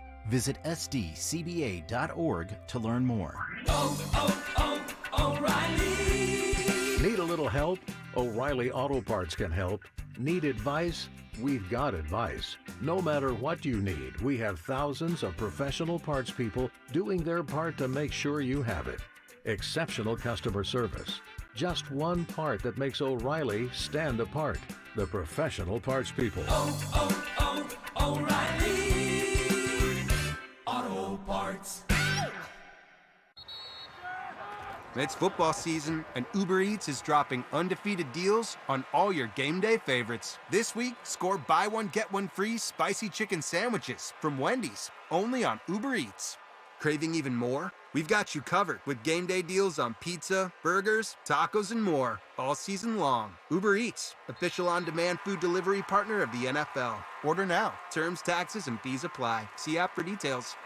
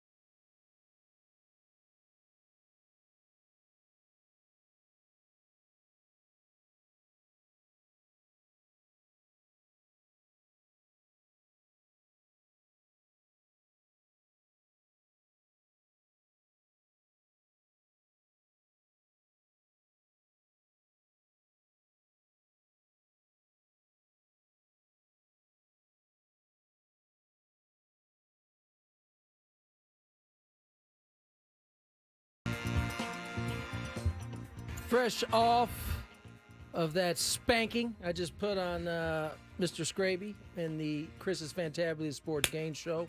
Yeah, that's what it sounded like. Every answer sounded like that. Disgusting sound. Tony didn't miss one. He was on point. I was telling Skraby after we went to break, I revealed my secret. And the secret is I spend a lot of times in the minor leagues. And it opens you up to some of these places like Columbus. I knew that from one of my last seasons ever playing. I played in the, at the time it was the International League. And first time going to Columbus, you're learning about the city, learn that it's one of the bigger cities we have in the United States.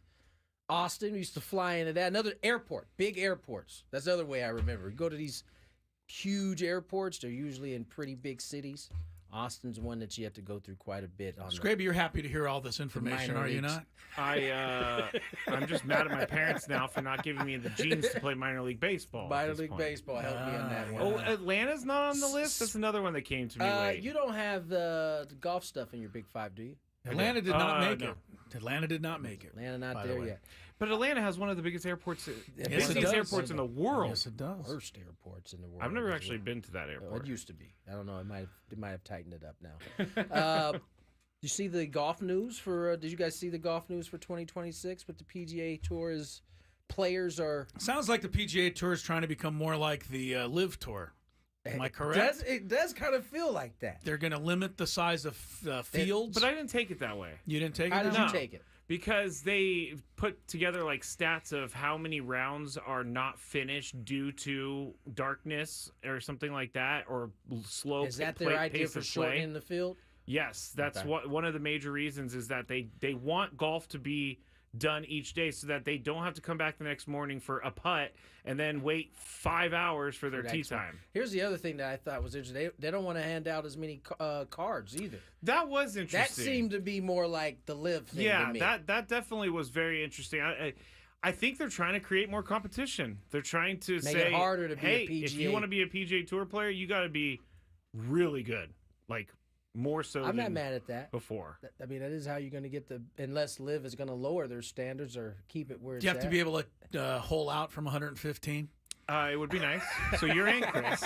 You get your PGA Tour card. If you guys missed it, Chris holed out from 115 out today. Yeah. Didn't even believe it either. I feel like Live is starting to lose its luster. Yeah. I feel like they've tried. I feel like they've put the money there. And the players don't even like playing in Live. Like, John Rahm hates Live. Oh, does he? Well, he hates the noise. He hates the drones. He hates the music. He hates the talking in his backswing. Oh, yeah, they can do all that in Live, huh? You're not supposed to, but they do play the music. They do a lot of drone stuff. They do a lot of partying. They have the party holes. And must be the money. Yeah. Yeah, he doesn't sound too happy about going over there. You know, I thought I would miss all those big name guys that are on the Live Tour. I don't miss them.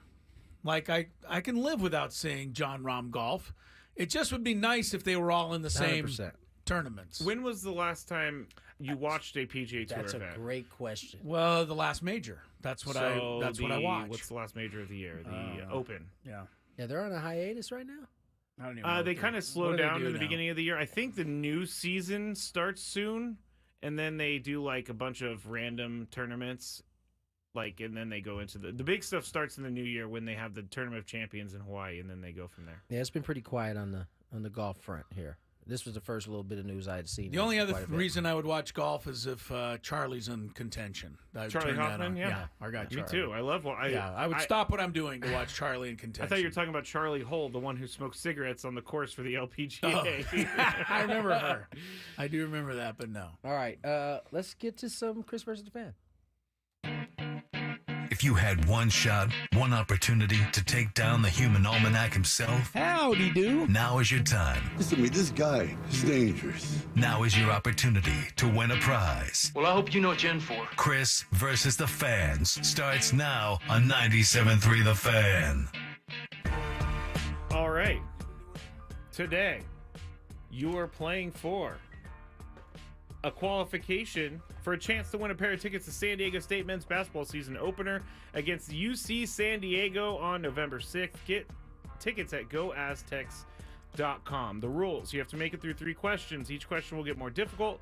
If you get the question right, you move on. If you get it wrong and Chris gets it right, you are eliminated. But if Chris gets it wrong, then you move on to the next question, or you win. If you're a first-time player, let us know before you get into it. You'll get that question for free today. And Chris vs. the Fans is presented by SD Fat Loss. Lose 20 to 30 pounds in just 60 days. Visit sdfatloss.com to schedule your free consultation now. I'm a little bit distracted because they're me too. Is this real right now? Yeah, they're naming off the current college football playoff if the season were to end today. Did you see the one name that did it boil your blood like it did mine? Well, they are leading the Big 12 right now, and that's BYU. Black. They get a first-round bye. They get right a bye now. because they're winning that conference right now. But yeah, I'll give you the whole rundown once they name them all. But we can play some. I do Chris like vs. seeing the Fans. Boise State up there. Well, they have to put one team right from a group of 5 schools, so that's Boise State right now. That's a Pac-12 school right there. Well, yeah, not yet. Right. That's a Pac-12 school. Not yet, Tony G. I can't wait for Clemson to become a Pac-12 team. Only reason why I say that is because I know the Pac-12 is short in terms of the schools they need, but having one of their soon-to-be schools wouldn't hurt. Certainly wouldn't hurt. No. All right, let's get to our first contestant. All right, let's go to Zach. Zach, welcome to the show. Happy Tuesday. Hi there, everyone. Hi there. Here we go. First question. First-time player. First-time player. All right, here we go. Second question. What MMA fighter has the nickname Bones? Oh, man. Is this a 1 or a 2? Oh, no, this is a 2. I have no idea. He said he has no idea. Playing the game. I like it. Stay there. What is it? MMA? Bones? Bones is the nickname. Hulk Hogan. I couldn't begin to tell you. I've never once watched MMA. You're AKA Bones. You've definitely heard this name before. I'm sure I have, but I mean, I couldn't place it. So who is it? John Jones. John Bones Jones. Isn't he the one that's gets in trouble a lot? Yes. Yeah, he has a brother. He had a brother that was in the NFL. He was having some issues last year a little bit. Yeah. All right. Nonetheless. Wow, you're still on to alive. You're still alive, Zach. On to the third One round. more MMA question, and you can win the game because I'm certainly not going to get it right. Let's go, he says. Where shall we go? Lots of good World Let's Cup. go to the lovely sport of soccer. Yeah, my second best topic. What World Cup team has scored? Nah, we're not going to do that. We're going to go here. Name 2 of the last 3 men's World Cup host nations. Oh, come on. 2 of the 3. You said host nation? Host nation. Yes. 2 of the last 3. Oh. Yep. 2 of the last 3. Jeez. Oh, man. This is brutal. In the dark. And, Shot Argentina. in the dark, and you're too game. Never mind. What? That's not even the song. I know, I'm way off. Sorry about this, Zach. You said Argentina. What was the second one you said? the UK. The UK. The All UK. right. Stay there, though. All right, one of them I honestly remember was Qatar, because there was a nightmare about that. Cutter, but yeah. Cutter. I don't remember. We went over that. The other one. This guy just made up his own lyrics. 2 of the last 3, you say? 2 of the last 3. Do I get 3 guesses or just one more guess? I need the official rules. Skraby? Skraby? You get 3 guesses. I get 3 guesses to get 2. Yes.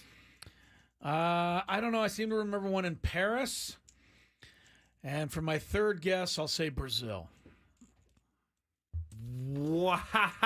Oh! You got it. Oh, my goodness. Sorry about that, Zach. Qatar. I knew Qatar was right. Brazil. The third one was Russia. Brazil was right. Yes. Oh, boy.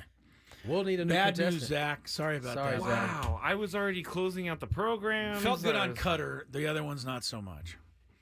I thought France had it for some reason, too. They won it. Oh, the they men's won it. side, That's but what it was. yeah. Okay. All right, let's go to our next contestant. We will go to Tony. Pick a number between 1 and 6. 2. Brad. Could have rolled the Oceanside. die. Oh, we'll do that next. Hi, Brad. Welcome to the show. Hey, go Yankees. Go Yankees. Go Yankees. Hanging on to hope. I Hanging love on to the thread. Here we go. First question. Speaking of Yankees, what Yankee has hit the most home runs in the postseason?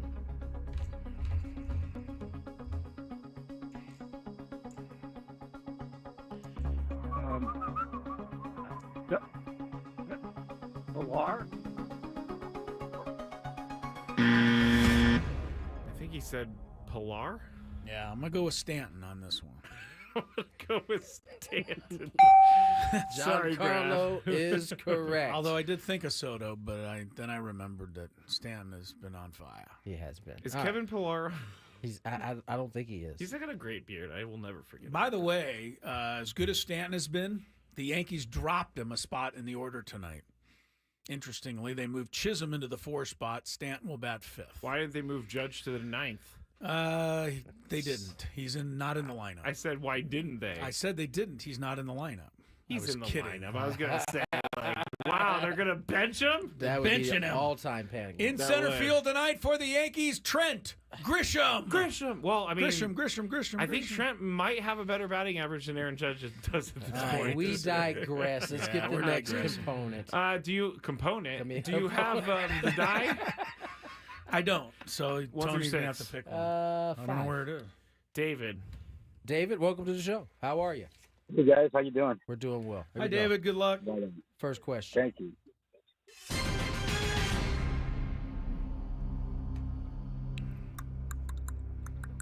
Let's go. There's no way this is a first question.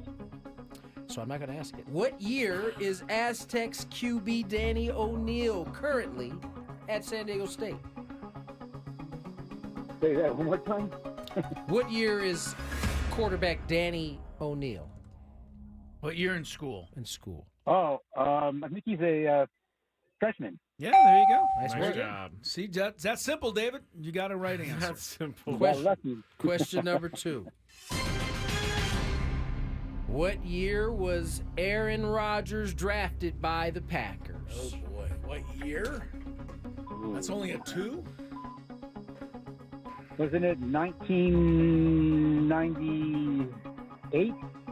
98. It's a good year in San Diego. Yeah, it was. That's a 26-year career for Aaron Rodgers. That'd be a lot. Not quite there. Stay there, though. Yeah, I really don't know. I'd say he's about 13, 14 years, so I'd say 2010.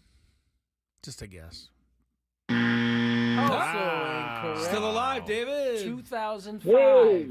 2005? Yes. Really? He's in his 19th year, Yes. 20th year? Wow, I Yes. did not know. Really Here we didn't. go. All right, very I'll good. never forget him sitting there waiting Oh, to I'll be never drafted. forget that Nobody either. will. He won't. He still has that chip on his He shoulder. does. He better bring up the chip quickly because right now he looks like he should be sitting in that room. All right, question number 3.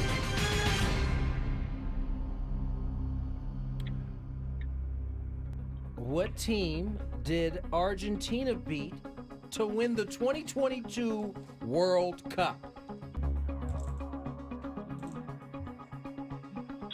Let's go with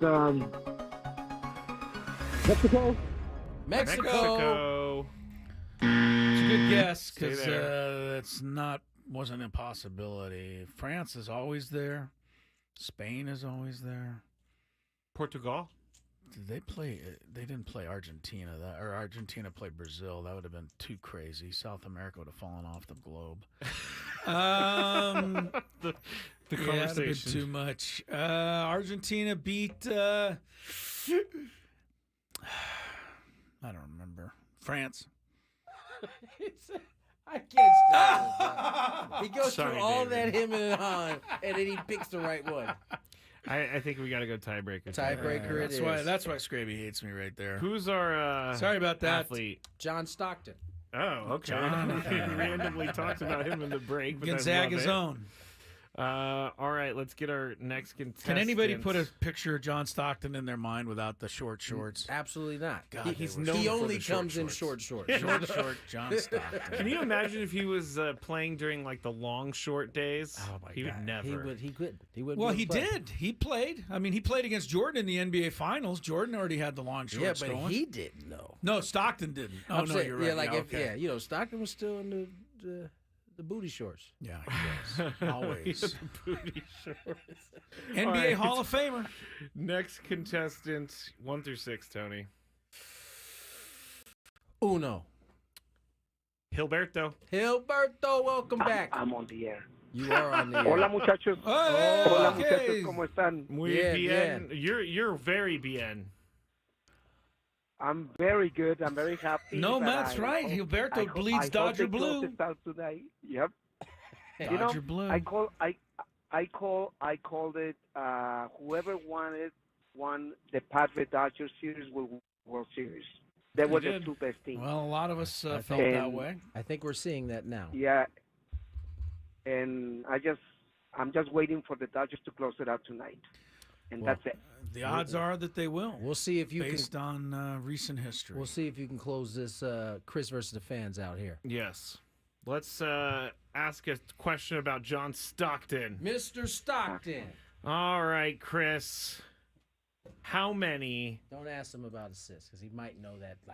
That's true. Don't ask him. By heart. How many 3-pointers did he make in his career? There you go. How many years did he play? He played. Doesn't actually give me. It's 1984 through 2003, so like 21. 20. Sounds like 20. How many threes? They didn't take a lot in those days. Like Jordan's number is very low. 20 years, he probably made 10 per year, 250. 250. Gilberto, Yeah. is the actual answer higher or lower than 250? I think it's higher. Higher. Correct! Gilberto! Stay right there, Gilberto. Was I even close? No. 845 845. Well, career 51%. No, that's from the field. He's 38.4. 38%. 38.4. Okay. How many assists, Chris, did he have? About 15,000. About 10 per game. 15,806. 10.5 per game. 10.5 per game. Yeah. That's really He's good. the all-time holder, record holder. He averaged 14,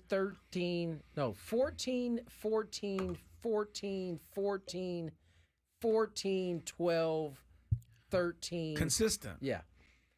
I remember watching him and Malone work on that side of the floor, and they could put a guy on Stockton. They put two guys on Stockton, and he could still bounce the ball into Malone in the post. It was magical what he was able to sometimes do. And then Malone would, score it and assist Stockton. Simple. He played 82 games every time. year. Yeah. That's one of the things that the NBA players today really should have to answer for a little He bit more. only didn't play 82 games in 4 seasons of the 19. And only 4, right. So every other year he played every game. That's crazy. They all did, though. I mean, it's not crazy because you're right. They all were doing it. I covered the league for 2 years. I don't ever remember the phrase load management entering one of my stories. Ever. Wasn't even a discussion. Yeah. All right, let's get to break. We have passed. Skraby's giving me the eye. More Gwynn and Chris on the other side. Here's some traffic. From the 97.3 The Fan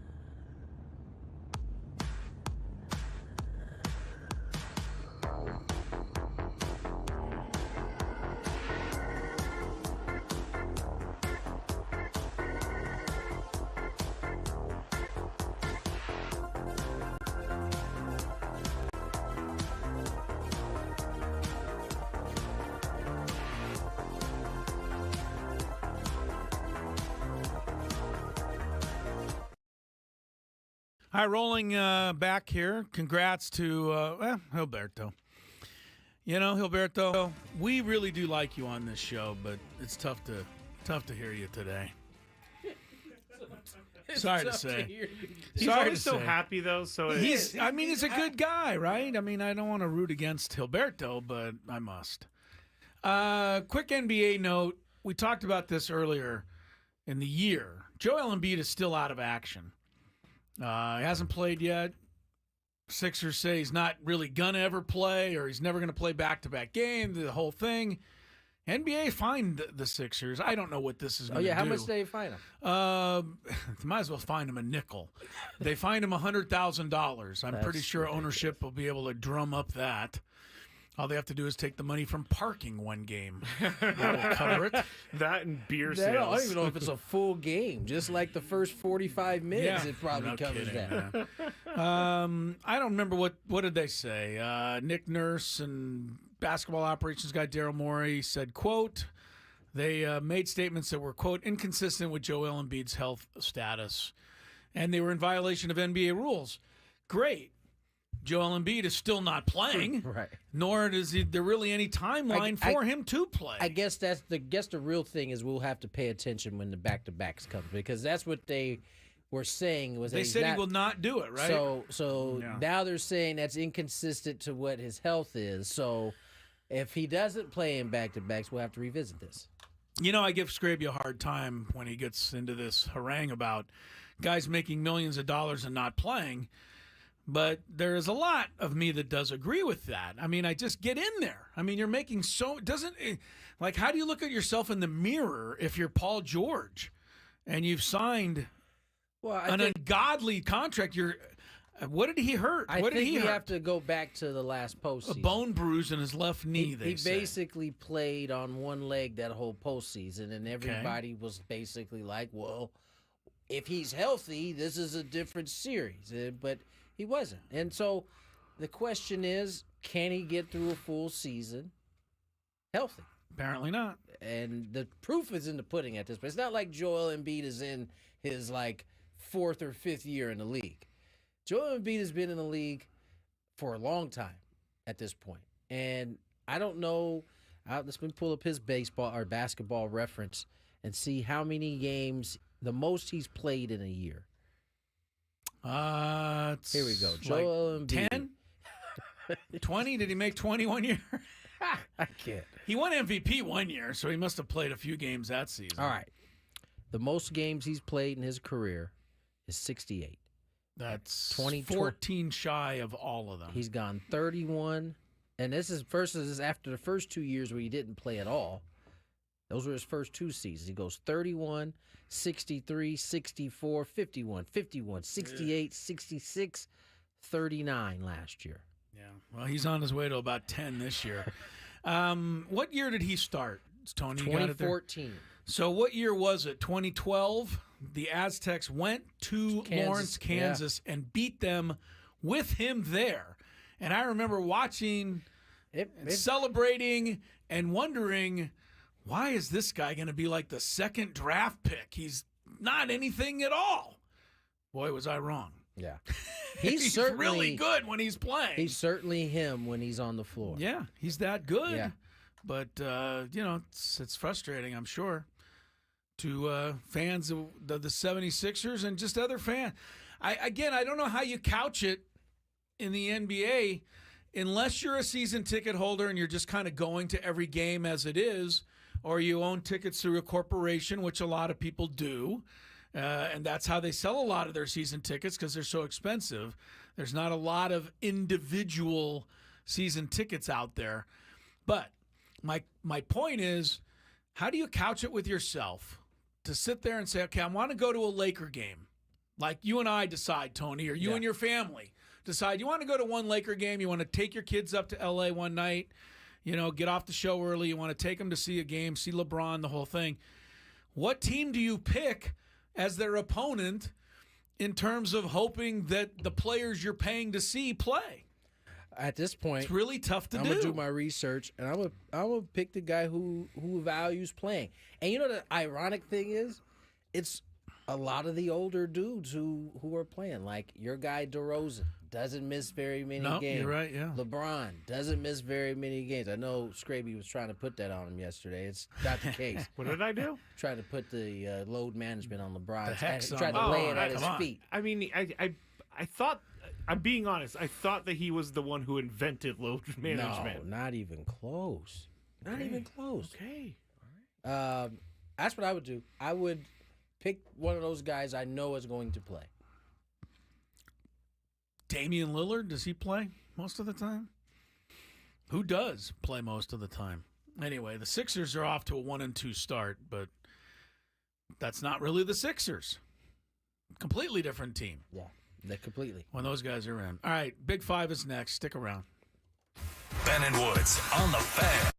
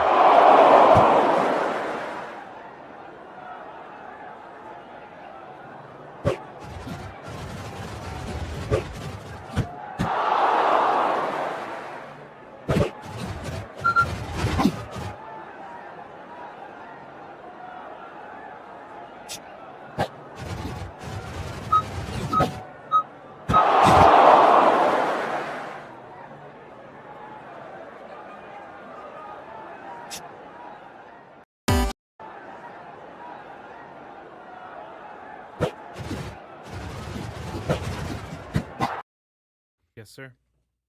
Is it ready? It's ready. Are we ready for traffic? We're ready. Let's hit some traffic, then the Big Five.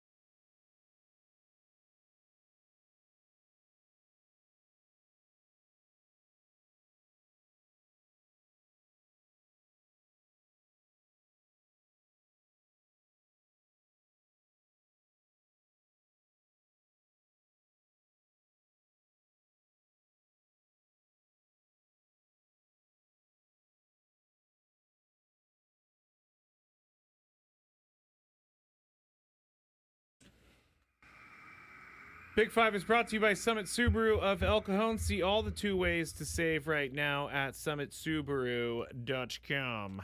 Let's get into it, guys. Number 5. Now, I'm going to be doing on the Skraby Show tonight my 2025 shortstop breakdown. And I don't think you guys were listening to me earlier, but I'm doing the shortstop because you made fun of me for going the wrong way on the diamond for my previews. So I'm going to go backwards just to make fun of you guys. Thanks What are for you talking about? Never mind. Yeah, what are you talking about? Will you guys listen to your own show? I'm just saying, I don't know what you're talking about, bro. You guys made fun of me last week because I said I went from catcher to third base in my previews. Oh, yeah, you definitely did that. So now you're going to do it again?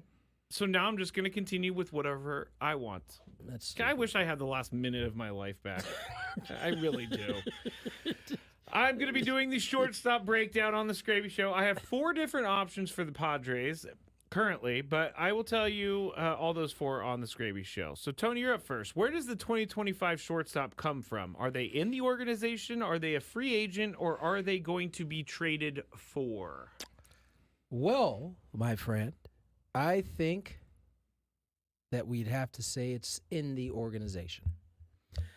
I don't know what the shortstop market looks like, but I know the Padres have a boatload of them already. And I think if they wanted to, they could manage that position with someone in-house. Now, whether they do that or not remains to be seen. Chris, is the 2025 shortstop in the organization already? Are they a free agent, or are they going to be traded for? What you really want to know, is it going to be Jackson Merrill or is it going to be somebody else? No. No. That's not what you want to know? No. I don't think Jackson Merrill's moving to shortstop. Do you think he's staying in the center? Okay. I think he did such a good job in center field. Why would you remove him from center field? I don't know, but I think he has as good a shot as Xander Bogaerts does, because I just don't think Xander truly wants to play there. I think he did a really nice job, under the circumstances, but I think the Padres want him to go back to second, Jake to go back to first, to rise to DH. I'm going to guess that it's going to be outside the organization, Skraby. Ooh. How about that? Nice. I like it. They find somebody else out there, because Ha-Seong Kim's leaving. And I think Jackson Merrill should stay in center field. So how about that? I'd say they find a plug in there. All right. I'll guess that, and we'll see what happens. Very nice, Chris. You're welcome. Thank you for going out on a limb. My pleasure. Number 4. But I will talk about that at 6:20 tonight in the Skraby Show. Last night in the Monday Night Football game, George Pickens caught what seemed like a touchdown, but really was an incomplete pass because of something we do not get to see often. He didn't get 2 feet in. He got 1 foot in twice. The rules state you need 2 feet in bounds, but does not specify a left and a right foot needs to be in. So Russell Wilson said after the game, quote, "It's an interesting rule. We get the same foot down twice, and it's clear one and then another one. Number 2, it's almost like you get a knee down, and it counts as a touchdown. Yep. And getting 2 rights, maybe it should count," is what Russell Wilson John Madden's said. favorite one of his favorite lines. when he was broadcasting. One knee equals 2 feet. Yes. John Madden used to love to throw that one in. Which doesn't make sense to me, but anyway. Chris, you're up first. Yeah. Was this a catch in your mind? It was until, like, really, really further notice. I mean, when I saw it, I thought for sure touchdown. I thought no question about it. Then they showed the replay, and I thought, yep, he's in. Then they showed the replay about a 9th time, and I went, oh, I see what they're arguing about now. Because his foot hovered over the grass. It did. It was like levitating. Yeah. And then his butt came down out of bounds. So I guess under the letter of the law, no, it was not. I don't know that it needs to be changed because this is the first time I've ever seen that happen. Don't you think they need to clarify language? Here's my issue. Okay. Letter of the law Right. says 2 feet down. Doesn't say which two. Doesn't say left and a right foot down. It says doesn't say 2 feet down consecutively. Right. It says 2 feet. And to me, if you are athletic enough to put 1 foot down and pick it up and put it back down again, that should count. I thought for sure it was a touchdown until I was told differently by the rules folks on TV. I didn't know that the rule existed that you had to have 2 different feet in. I just thought it had to be 2 feet. I am not a proponent of just changing rules, but this one seems like a pretty easy one. Just They need to change the They verbiage. just changed the verbiage, right? To have you have to have a left and a right foot if that's down. what they want. Or go ahead and allow moving forward that a left and a right counts as 2. I gotta say, I listened to the radio on the way home last night. Jason McCourty is really good. He is good, man. And he also forgot that he wasn't on TV, and it was hilarious because he's new to the radio/TV broadcasting. He's like, if you could look here, and he's like, wait, no, you can't look here. I used to do that through my first couple of years all the time. But he's really good, and credit to him when Kevin Harlan was like, no, this seems like it should be a touchdown. He was like, nope, and here's the rule. So he knew locked the rule in. off He before. did. He said he actually just learned about it. I tell recently. you what, those Patriot dudes there, they're pretty good at the whole dissecting the game thing. Yeah, and he also drops a lot of Bill Belichick stuff, which I also love because Bill Belichick, by the way, when he gets on that little board and he is on, he does the NFL. What is that? The one on or the one on Max? NFL Inside films, the NFL. Inside the NFL. Yeah. It's inside the NFL. He does like a breakdown. He's really it's good. really good. I guess before the Patriots used to go play the Steelers in Pittsburgh, he would say, if you don't like football and you don't like, hard games, then get out of here type of thing. I didn't quite come up with the quote. You probably didn't give that justice. No, I butchered the quote, but you get the seems like you gist. did. Yeah. Yes, I did. Should have just. I would like that minute back in my life now. We're up to 2 minutes, guys. By the way, I wasn't paying attention to anything. I know. I could that see in your particular face. segment. I could see in your face.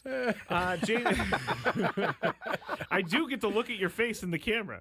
I know. Jameson Williams of the Lions. This is actually something that just crossed my phone the last half hour, but he has been already in his career suspended for gambling, PEDs, and possibly one more item of trouble after nearly being arrested earlier this month. The near arrest reportedly occurred on October 8th, weeks before he was suspended for the PEDs, when Williams and his brother were pulled over after midnight and told officers that they had 2 handguns in the car. While the guns were properly registered, Williams' brother also had a concealed pistol license, but Jameson Williams himself did not have a concealed pistol license. It was registered correctly, and he was facing a charge of carrying a concealed weapon in a motor vehicle. As this was all going down, body cams show Williams repeatedly informed the officer what he does for a living, saying at one point, quote, "I play for the Lions, bro. I'm Jameson Williams," end quote. That didn't everybody's favorite argument. Yes. So he did get handcuffed and he placed in the squad car. A sergeant showed up who is being linked to being a massive Lions fan, knew who Jameson Williams was, called a bunch of people to find out the law, and ended up releasing Jameson Williams, not even writing a report. So this is why no one knew about this. So if you would like more information on that, there's a lot of detailed article on Yahoo Sports right now. But Chris, you're up first. How much more are you willing to deal with if you are the Lions? Oh, wait, no, Tony's up first. I'm sorry. Okay. Tony. Same question? Yes. First of all, I am such and such, and I play for such and such. Is never going to end up looking good. You know, last time I said I'm Skraby from Gwynn and Chris, They they're like, who? And yeah, No good? no, I've never done that before. it's not a good look. And when the video cam is eventually released, you will look like a JA. You know what I'm saying? So just don't do it. Just don't do it. Jack Apple. Yes, Exactly. In terms of how long the Lions will hang Deal on to with this, it, yeah. anytime you're dealing with a gun, they were registered, all good. So I don't. The gambling thing that seemed to be kind of a plague that caught all of the NFL. PD, that one is like in the NFL, it's kind of like a little slap on the He has wrist. 2 games. He didn't understand that. He didn't know understand how that possibly could have happened, either, the PED thing. So I could give him a pass there. I just, these aren't egregious issues, at least by NFL standards. Yes. I think you got to throw that in there. You know, last time one of my friends had a gun in their car, and it was, This is a little different. Well, look, the Alabama kid, right? yes, the basketball player. He's having a nice career. I mean, you can get past this stuff. oh, I mean, totally. I'm not, I think they're going to be willing to let this play out for a while. All right. I mean, he's shown that he can play, so When he's That's out there, important. Yeah. Chris, how People much are you may willing say it's to not deal important, with? but It's if you're a 1000%, backup yeah. punter, you better not carry a gun around in your car. But if you're Jamison Williams, I'm going to just start calling this guy the cat. You got 9 lives. He's got at least 6 to go. Wow. Yeah, he's got at least 6 to go. He's got maybe 5. He might be down to 5. Brandon said he's got too much time after being suspended. Maybe, but this was before that. Yeah, we just didn't find out until today. October 8th, this incident occurred. Courtesy of XYZ TV. Thank you, XYZ. They were asking questions about why he wasn't in custody after this.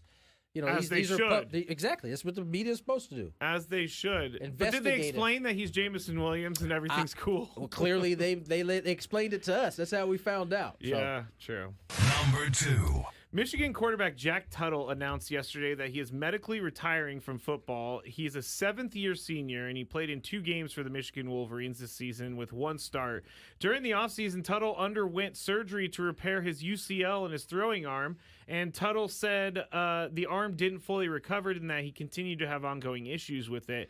He said he also recently suffered the 5th concussion of his career, and he said, quote, that brought forth the painful truth that I need to start prioritizing my health, end quote.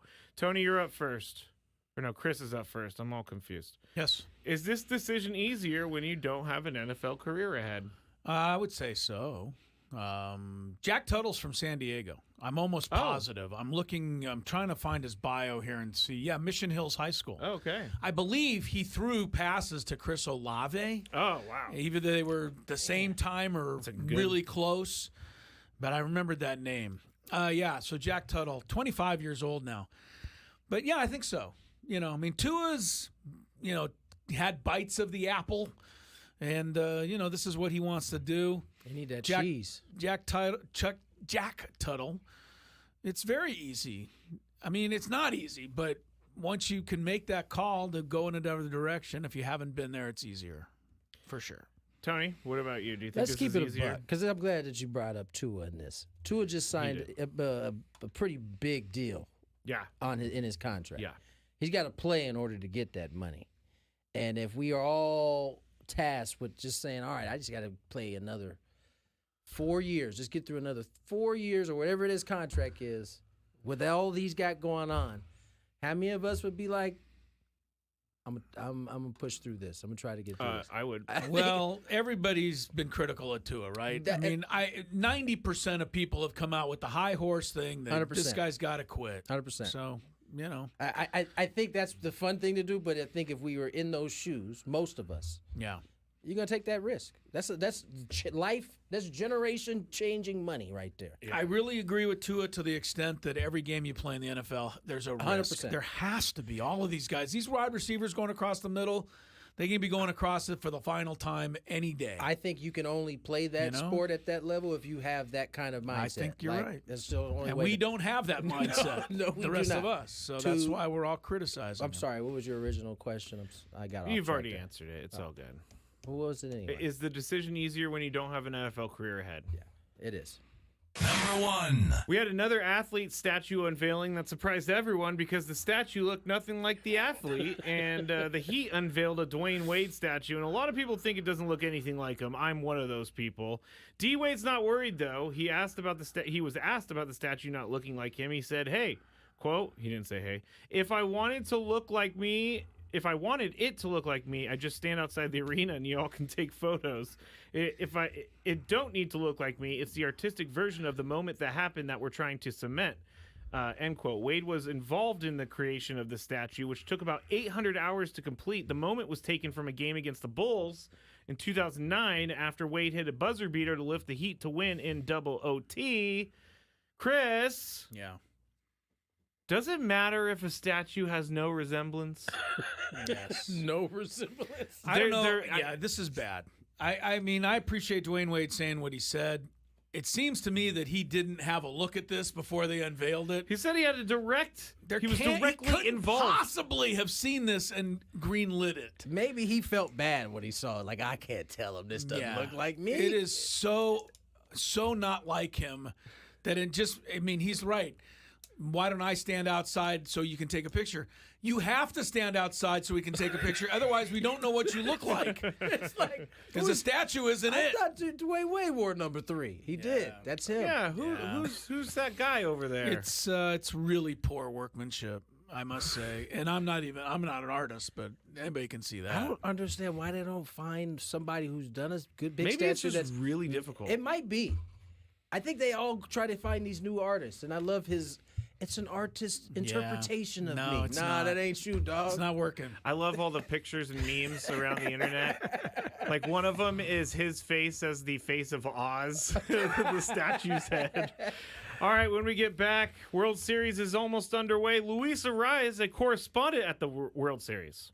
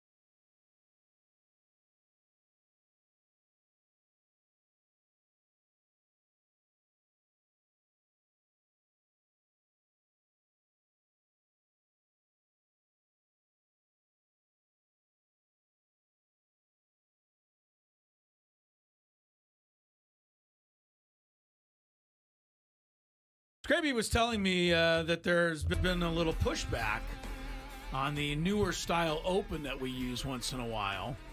That's fine. I don't remember what the old one sounds like now. Well, you know the other one. Oh, here comes our fearless producer. But the new one that has Rob Manfred saying, "You've thrilled our fans with a sensational performance." That makes me go. I crack up every time because it's hilarious every time. So people aren't a fan of it, and some people. Well, I'm sure some people are. You're just hearing from the people that aren't, because that's what we do in this world. You only pay attention to people who aren't happy. That's true. That's what our brain is attracted to. I'm trying to prioritize positive comments over negative comments. Yeah, well, you should try harder. Okay. It's not working. Happy hour from now till 6. Then Skraby checks in with the Chronicles from 6 to 7. Game 4 of the World Series gets started here shortly. Dodgers are trying to win their 8th World Series championship. I probably won't watch the game tonight. Really? Not at all? Not at all. Wow. I might flip over there every once in a while. Just see what's going on. Not going to check in. I'll check in, but I probably won't stay very long. Dodgers are trying to become the 22nd team to sweep 4 games the World Series. Last team to sweep the World Series, Skraby.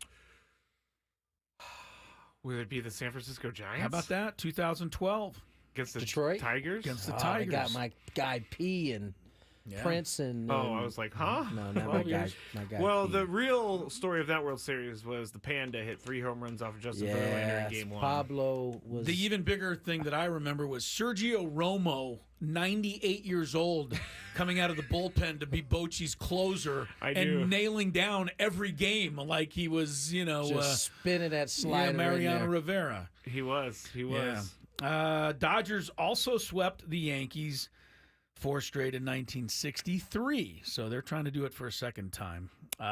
Game gets underway shortly. The only real storyline, Dodgers using their bullpen day, and Ben Kasparius is the first guy out of the bullpen. Luis Gil will pitch for the Yankees. Giancarlo Stanton dropped from 4 to 5 in the order. Not because anything he's doing, but Aaron Boone wants to break up lefty-righty, because the Dodgers have the bullpen day. That is Boone's thinking. Hopefully it will work for him. When was the last time a World Series game was possibly clinched with a bullpen day? I'm sure never. I mean, nobody's ever done so bullpen I'm not crazy days by in the World thinking Series. that the bullpen day doesn't happen in a World Series most likely. Normally, if you make the World Series, you have 3 or 4 starting pitchers that are good. It's still a modified bullpen, right? Because that's what our conversations are about, is how playoffs start, and then all of a sudden these starters don't go very deep, and then it just turns into a bullpen. Now, what the Dodgers are doing different than everybody else is they are having full-on They're designated. just admitting it right out of the blocks. We're having a bullpen day. Yeah. Well, that's what they're having. We mentioned this earlier, but 408 teams in baseball, NBA, NHL history have trailed 0-3.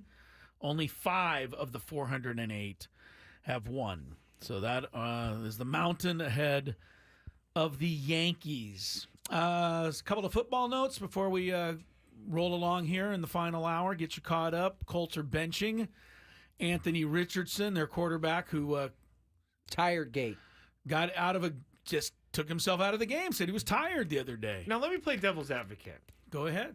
Joe Flacco is the new starter, by the way. Yes. Because he's being crushed by absolutely everyone. Yes, he is. I told you yesterday, this is the look that he gave. I don't know that he deserves it, but he's going to get this. Well, after the game, when they asked him, he was very forthcoming. He was like, "Yeah, I was tired." And so anyway, do you think that we shouldn't be so hard on him in a day and age where we are accepting of everyone for what they perceive that they go through?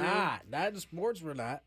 We're not accepting of anything. Guy needed a rest. Listen, why isn't it better for him to rest? Can you name me the other quarterback that came out to take a rest? I watched Donovan McNabb puke during the huddle. In the Super Bowl. Did not come out of the game. Well, that's a different story. No, it's not. What's different about that? If Anthony Richardson tapped out during the Super Bowl, then you know something's up. It's not the fact that he tapped, it's the fact that he came out. He tapped his helmet as the quarterback. You are leading your offense. And you say, you know what, guys? You guys stay here. I'm going to take this play off real quick. Next time Lamar Jackson runs 67 yards down the sidelines, he just ought to stay off to the sidelines when the play's over. His coach probably was like, "Not a good look." It's not. His coach probably was like, "What? Did listen, he really just do that?" They're not. Listen, there are some big hogs who are trying to protect them. Unless they get hurt, they ain't coming out of the games. You know what I'm saying? I mean, the only people who come out of games are your skill position, for most part. Yep. Linemen don't come out. Quarterbacks don't come out. And I like Anthony Richardson, so I'm not sitting here trying to dog him, but he's getting what he made. He made a mistake This that is he's the going to bet pay he for. lied in. Yeah. The trades of big-name receivers continues. First, it was Devontae Adams to the Jets. I'm not quite sure why. They've only thrown him the ball like 5 times in 2 games. He's still finding his way, Chris. Yes. We're going to get there together. Oh, I hope so. I hope He's you're right. finding We're going his to get there way. together. Amari Cooper went to the Bills. They only threw him one right. the other day for 3 yards. Yeah. Hopkins, where'd he end up going? Kansas City. He had 2 KC, catches, 25 he had a couple. yards. And now Deontay Johnson is the latest. Former Panther, former Steeler, goes to the rival of the Steelers, the Baltimore Ravens. One other NFL note involving receivers. Texans wideout Stephon Diggs out for the season. Sorry about that, you fantasy owners. Torn ACL for Stephon Diggs. NBA, Bulls won last night. Lakers lost. I'm only saying that because I doubt I'll be able to say it very often. You guys beat John moving Morant forward. and company yesterday. No, we beat and company. John Morant he did not play. not play. Yeah. There's a reason the Bulls won that game. Okay, that John makes some Morant sense. was not playing. But NBA, Boston still undefeated, 4-0. So is Cleveland. And I believe OKC is the other one. And then NHL, we don't give too many NHL scores in progress, but this one's noteworthy. Washington Capitals are ahead of the Rangers 3-1 tonight. That's noteworthy because Alex Ovechkin has scored 2 of those goals for Washington. He is now 38 away from breaking Wayne Gretzky's hallowed record. Am I a hater because I don't want him to break it? No, because I was just going to say the same thing. You beat me to it. And before anybody says, well, Ovechkin's, he's a Russian and I'm rooting for, the Canadian Gretzky, it has nothing to do with it. Gretzky's just the greatest. He's the greatest. He should still be the greatest. I 100% agree. But you know what? There was people who never wanted Babe Ruth's record to be broken by Hank Aaron, but I think that was racially motivated to a certain extent. And this isn't country motivated. This is not country motivated. I just think hockey people and Gretzky's the guy. Yeah, he was the king. He even drew somebody like me to hockey. Who I don't. But Ovechkin, I don't know, 38 more this season. Does he got pushing nothing it? to take? He got 2 tonight, But right? he's got 2 tonight in the first period. So who knows? You know what I remember Ovechkin for mainly for his about week-long party that he had by himself when they won the Stanley Cup. Yes, he enjoyed himself. He was everywhere with that cup, and he was faded every time. Yeah. He celebrated like you should, I guess. Yeah, no doubt. College football, for the first time today, they released how the playoff would look if it were to be today. The matchups in the first round, number 5 Penn State would play number 12 Boise State. The winner would then face number 4 BYU. I'm not gonna lie. When we were both distracted by that, I kind of was getting excited as they were putting those names. I know up the there. matchups sound cool. I didn't like none of the teams that were in there necessarily, but I was excited about it. I know number 6 Ohio State would play number 11 Clemson. Winner to face number 3 Miami. Oh, this is an interesting one. Somewhere Jesse Agler is yes, just he's smiling. excited. Number 7 Texas, number 10 Texas A&M. Good matchup. Winner to face number 2 Georgia. And number 8 Tennessee, number 9 Notre Dame. Winner to face number 1 Oregon. That's how it stands today. That will change, but for sure. By the end of the season, the 2 teams that are noteworthy that are not in there, Indiana, they're undefeated, but it is Indiana. They were the last out. The other one, Iowa State. But the big one, Alabama. Yeah. did not get there based on already losing 2 games. So we'll see how love the that fact turns that out. we have a last in, last out now in football. Yes, it's yeah. There's going to be so much controversy with this 12. How long, like we have the bracket experts. Yeah. How long will they take to actually master? Yeah, where is the next Joe Lunardi for college football? He's being groomed somewhere. He is right now. That's we're gonna true. have about a 2 or 3 year grace period where he can mess this up. Right. But then after that, it gets tight. I mean, Joe Lunardi and the guys on CBS, and I don't want to overlook any of those bracketologists, but they're closer to the actual thing than. I mean, they're right on it every year. They It's are. pretty much 64 out of 65 they get right. I can't or remember. thereabouts. I can't remember if there was some growing pains before they got this good at it. You know They what I'm saying? did. They weren't this good at the beginning. By the way, Ohtani's leading the game off tonight, and he just flied out. But it went to a 3-2 count. Wouldn't you just throw it almost down the middle to him right now, Tony? I hate to say, but I don't even think he should be playing. I think Did you just see that swing? His swing is terrible right now because he's really hurt. Yeah, he had to take. Remember, it's his left. It's his left shoulder. So he's taking his hand off the bat. As a left-handed hitter, he's got to be able to extend through that swing, and you could see him literally taking his top hand off the bat. Yeah, but I think Dave Roberts is like, trying to see if the Yankees will fall for the banana in the tailpipe because they keep pitching around him and they don't need to. Well, they threw that one right down the middle, and it was pretty obvious he's still hurting, man. He is really hurting. All right, game is underway. World Series Game 4. We'll keep you up to date there. I have a quick note before we go to break. Okay. We were talking about bullpen games. Our boss Adam said he thought the Braves did in 2021. They did. That was the last one I could find. 2021 Game 4. Braves had Dylan Lee go a third of an inning to start the game. Really? Yes. Okay. There you go. How'd that work out for them? Did they win that game? No. Yes, they did. They won the series. 3-2. It all worked out eventually for Atlanta. Adam Woodshine. You know who led the Braves in that World Series? Some guy named Freddie Freeman, I believe, led the Braves in that World Series. Same guy. Pretty good. Same guy who seems to be doing well this week. Last time, Freddie Freeman, did he leave in free agency after that year? It was after that year. So is he going to leave in free agency from the Dodgers? No, he's got a long contract. Well, I was Sorry. trying. That was a good try, though. Yeah, I was trying. Wait, this is his second year with the Dodgers? I think it's his second. No, I think third. Let me Yeah, see. so it would have been I would 22. say third. Yeah, it would have been 22. All right. Here's let the me check thing. before Here's the break. thing with Freddie Freeman. When he hit that grand slam, I got to tell you, Tony. Yes, this is his third.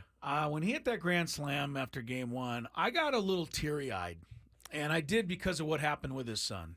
I think anybody that went through the real-life experience that he had to go through with his son almost dying during the middle of a season, I thought for him to come back and be that heroic was quite an emotional moment. Freddie's been through some stuff as through his life. He's He a real guy. Lost as his they mom say. at an early age. Almost didn't know lost his dad. That was part of the story they did yesterday. Almost lost his dad at an early age. So his dad had to change some things in terms of his health. Right. And I think that was part of that Grand Slam moment that they shared. He went over to his been dad. his only parent. He was I think Freddie said he was almost parentless at 12.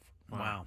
Yeah. He's a real legit guy. Yeah. I mean, we don't like the Dodgers. We're not allowed to, but I mean, I can like a person. Yeah. And Freddie Freeman's all right You know, in my Chris, book. I have to say. I can like a person. You know what I have to say about that? To you? Yes, you can, Chris.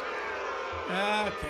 Well, I'm just apparently not. kidding. I can't hate Freddie Freeman either. Apparently not. All right, we'll take a timeout, check traffic, keep rolling here with Freeman in the box. Batting. We'll find out what happens when we return. From the 97.3 The Fan Traffic Center, here's Kelly Danick.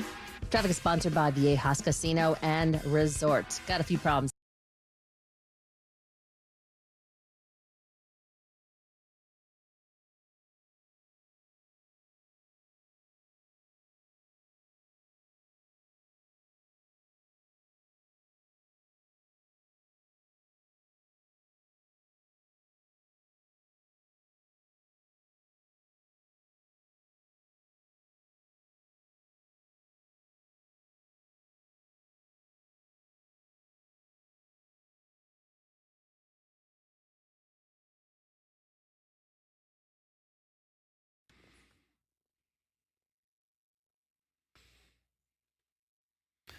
Chris Ella for our friends at Spiro's Mediterranean Cuisine. And I know they didn't pay for this in their endorsement, but Freddie Freeman just hit another home run, a 2-run shot. The Dodgers have taken a 2-0 lead, if But you can does he believe like it. Greek food? Probably, and he could probably he could order whatever he wants about now. But Spiro's, Coronado, La Jolla, and fantastic Mediterranean cuisine, generous portions, moderately priced. And here's the better deal now. You can bring Spiro's to you if you have a party coming up for this holiday season. Call Spiro's for catering. Ask for April when you call. She'll help you plan a customized menu for your party. She can help you plan a regular offerings at the restaurant and beyond. Lunch for the office, party at home, whatever. Spiro's, great catering and fantastic experience for the whole family. Family owned and operated for over 25 years. It's Spiro's Mediterranean Cuisine in Coronado at the Ferry Landing, in La Jolla at Prospect and Fay. And now, great catering. If you have a party coming up, they'll take care of you. It's Spiro's. Enjoy.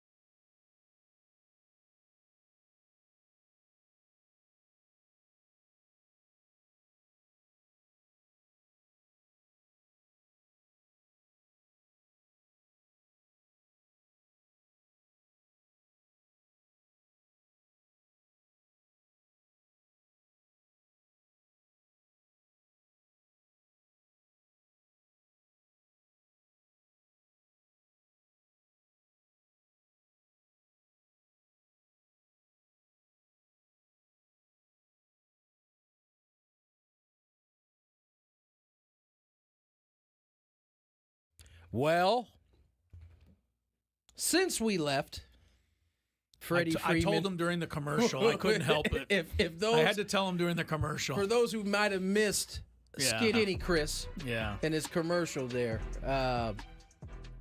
Freddie Freeman does it again. That Two-run shot. Ridiculous. At this point, they might as well put the trophy in his locker for World Series. Where's MVP. that guy with the monocle that's like etching names in there? Because he's already doing the Freddie Freeman monocle. I hope Rob Manfred's writing a speech. Freddie, you've given us a tremendous performance. I mean, by the time he gives that speech, it's gonna be like 11 p.m. Yeah, plenty of time to get Rob's going to have to put the 3 sheets to the wind at that point. Rob's going to have to put the Xannies down for this speech. Rob Manfred with a classic moment. 2-run homer, Tony, and it was a breaking ball this time. I mean, they're trying whatever they can. Unfortunately, they keep throwing it like right in the middle of the plate. Anywhere but the middle, gentlemen. Yes, I mean, he's hitting home runs, but they're not making it as difficult as they would like to on him. So 2-0 Yankees coming up in the bottom of the first. Our guy, Luis Ariz. Yeah. Got a chance to see him. He's a correspondent for, who's he doing it for? For MLB. It's just for MLB? Yeah. I don't know what his job duties are, but he's a correspondent along with Brent Rooker is another one, and I can't remember the third Former person. Pods? Just former Pods everywhere, huh? I guess so, yeah. Ooh, that's a guy that I trade to get Brent Rooker back in town, guys. Where's he going to play? Left field.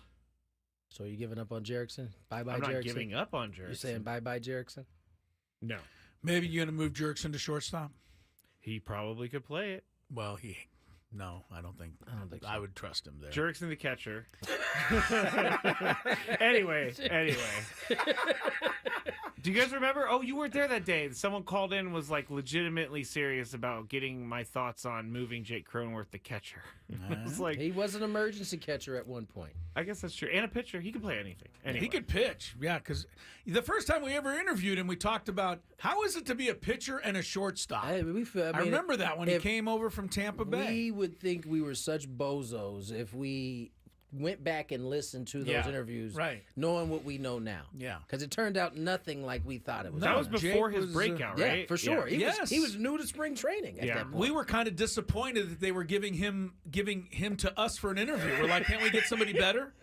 We didn't say that. Chris said that. We didn't say that. Chris said that. I didn't say that. We're like, who's this guy we're getting to do an interview with? I think the biggest part about doing interviews with people we don't know is that we don't have any info on them. You know what I do remember is the fact that he was a pitcher. We were like, okay, well, at least we got something to talk to him about. Like he's one of these like Shohei Ohtanis before Shohei Ohtani. Right. That's exactly what happened. Luis Ariz. We got off track there, but he talked a little bit about wanting to hit the 300. Now, 300 hits in a season. I don't know how serious he was, but here's some sound from it. It's so much fun to watch your game come together. 3 years, 3 different teams, 3 batting titles. Going into game 162 this year, you're sitting at 199 hits. How much are you thinking about that going into the game? How much do you set goals as far as how many hits you want to put up in a season? Oh, at the season, I wanna get 300. Thanks God, I got 200 hits this year too. I got two years in a round, and then I enjoy a lot San Diego. I was a little scared in my last game, and then I say I need to finish hard, I need to finish strong, and then when I hit the ball to the guy, I say I did it. I got my another batting title, and I want to say thanks God for that. Oh, yo, we got to talk about this. This is good. Sorry, Luis. We got to interrupt. He's still trying to get the... This guy in New York is a nut. So Mookie Betts is tracking a fly ball into the stands. He goes up, he catches it. My man that's in the stands has got his glove and wrist locked up. His friend is holding his wrist. The guy is trying to get the ball out of the glove. His glove. He pulled it out of the glove. He pulled it out of the glove. The ball ended up rolling away onto the field. Mookie Betts is screaming. Luckily, the right field umpire was right there and called out. But that fan obviously has to. Then the fan started arguing with the umpire and said, no, he's in the stands. He was having like an Aaron Boone moment with the umpire. His glove's in the stands. a couple things. Crazy. John Boy the other day was making a point that they should get rid of the outfield umpires because there's no reason for it. Well, they needed them That there. is exactly why they're there. Yeah. And when I tell you that Mookie Betts was trying to wrestle his arm away from, that's how hard they were holding. He totally caught the ball. It was in his glove. The guy then held his arm down and his glove and pinned it down. And pried the glove open and pulled the ball out, trying to steal that for the Yankees. Mookie Betts would have been more to his right to scale that wall and rabbit punch this dude right over the top. Incredible. I've never seen that before. I've never seen it. And then the guy went into It was like a full-on arguing. argument with the umpire. Like he was going to win the argument for the Yankees. That's crazy. Well, That is crazy. The one thing you won't say is that they're not trying to help their team win. And so that was nuts. I mean, now, the Dodger fan. The end result was the guy was all called out. I imagine that person got thrown out of the ball Both game. of them. I got to think he did. He had to. Both guys did. have to be. I think, yeah, they had to got be to kicked throw off, those people for out sure. of the stadium. You can't allow that. No. And then guess what happened after that to Juan Soto? They walked. They walked him. He walked. Shocker. Anyway, Luis Ariz, 300 hits. If he got 300 hits, we're probably talking 400 as well. Well, Ichiro's got the record 262, And he would be blowing Ichiro's so record. he'd have to beat the record by almost 40. Yeah. Which is crazy. I wanted to see also, because we talked about how the fact he doesn't walk, so he gets a lot of at-bats. But the all-time record for at-bats is, I think is it 7?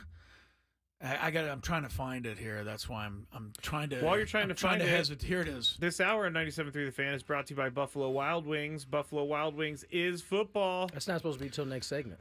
That's at 5 o'clock. Jimmy got one Rollins. at 5 Yeah, o'clock. that's it. Jimmy Rollins did? has the record. It wasn't my 716. turn. It was him. 716 at bats.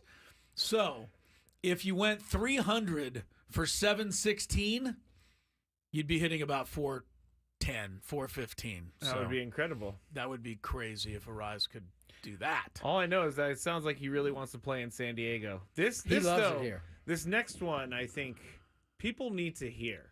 You know, I made reference to this when whichever J.A. decided to write the article about Jack Apple decided to write the article about it being an illusion or a mirage or whatever they called it, a myth. Not really adding the fact that he was playing pretty much from June on with a torn ligament in his thumb. Yeah, they conveniently left They that left out that of the out. article. Here's Luis on that. How difficult was it to deal with that and at the same time have your presence in the lineup for the team? That was hard. That was before the All-Star game. I want to play in the All-Star game because my dad, my mom, my family was with me. And then I want to bring them to Texas. And then I say, hey, Mom, I don't go there and then play because I need to rest a little bit because I want to finish my season with San Diego.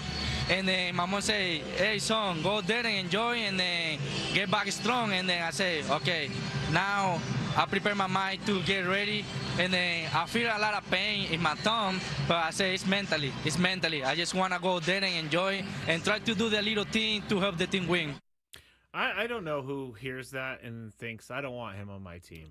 He did the little things to help the team win, by the way. He played. He And posted. He posted. He played really good defense, too. He made a lot of really good plays over there, which you didn't expect. Anyway, the rest of the analytic nerds, if you want to get rid of them, fine. No, you're not going to get agreement from me or Tony. Or thankfully, they're not making any decisions right now. So hopefully, we're good. I would. You know, what's going to be really unfortunate is if they actually let him go, and then somewhere AJ Preller kind of hinted to, well, you know, he's just doesn't really get on enough with the walk, and then all these analytic nerds would come coming from the woodwork. It won't be. If that happened. It won't be because of that. If they let him go, I can promise you that. I hope not, but I did figure it out. 716 at bats, which is the all-time record. Jimmy Rollins, 300 hits in that many at bats would give you a 418 batting average for the year. Without any walks. Well, yeah, right. Walks don't count as an at-bat. No, they don't. Yeah. Luis God love you if you can do that. Because that would be a thrill to see, would it not? Somebody hitting like that all year? Here's the deal. If you guys, I don't know if you guys remember, before he hurt the thumb, do you remember how we were talking about 3-hit games? Like he was getting them in bunches. Full, bunches. And then he got the thumb injury, and he still had a few here and there, but it was a lot less consistent, at least from what we saw earlier. So I would be excited to see him just healthy again. See what he can do.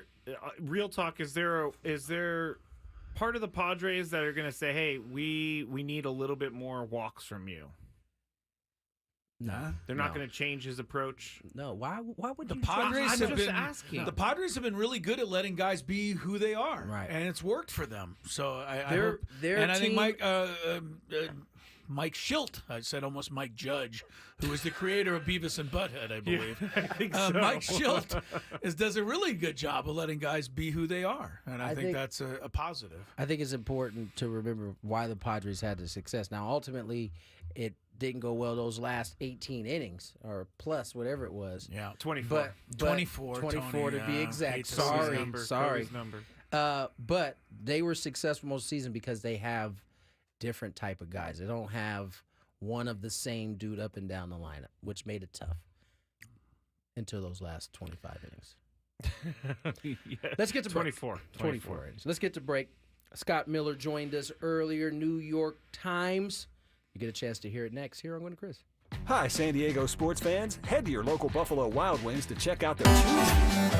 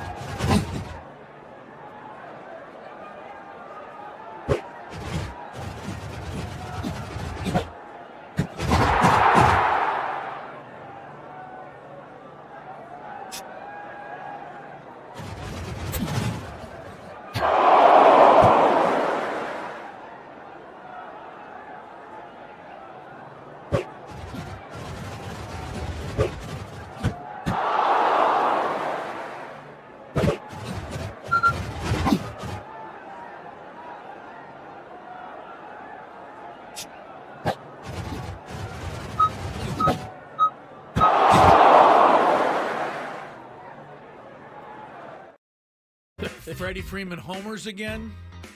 He really did. No, I mean, yeah, he did. Like, if you're just getting in your car and you're like, no way Freddie Freeman homered in the first inning again. He definitely did. But he did. 2-run homer. Had a fan try to rip we off had a Mookie fan Betts' try wrist. to take Mookie Betts' arm off, and they on a fly ball. Then the Yankees got 2 on with 2 out in scoring position. Their top hitter, their best hitter right now, the hottest hitter, Giancarlo Stanton, grounds out softly. So 2-0 Dodgers going to the top of the second inning. A little more on the Dodgers, the World Series, and all that stuff with Scott Miller, New York Times contributor, in just a couple of minutes. The one guy we didn't mention today, Tony, I mention it because you like this guy, and he had a huge game last night.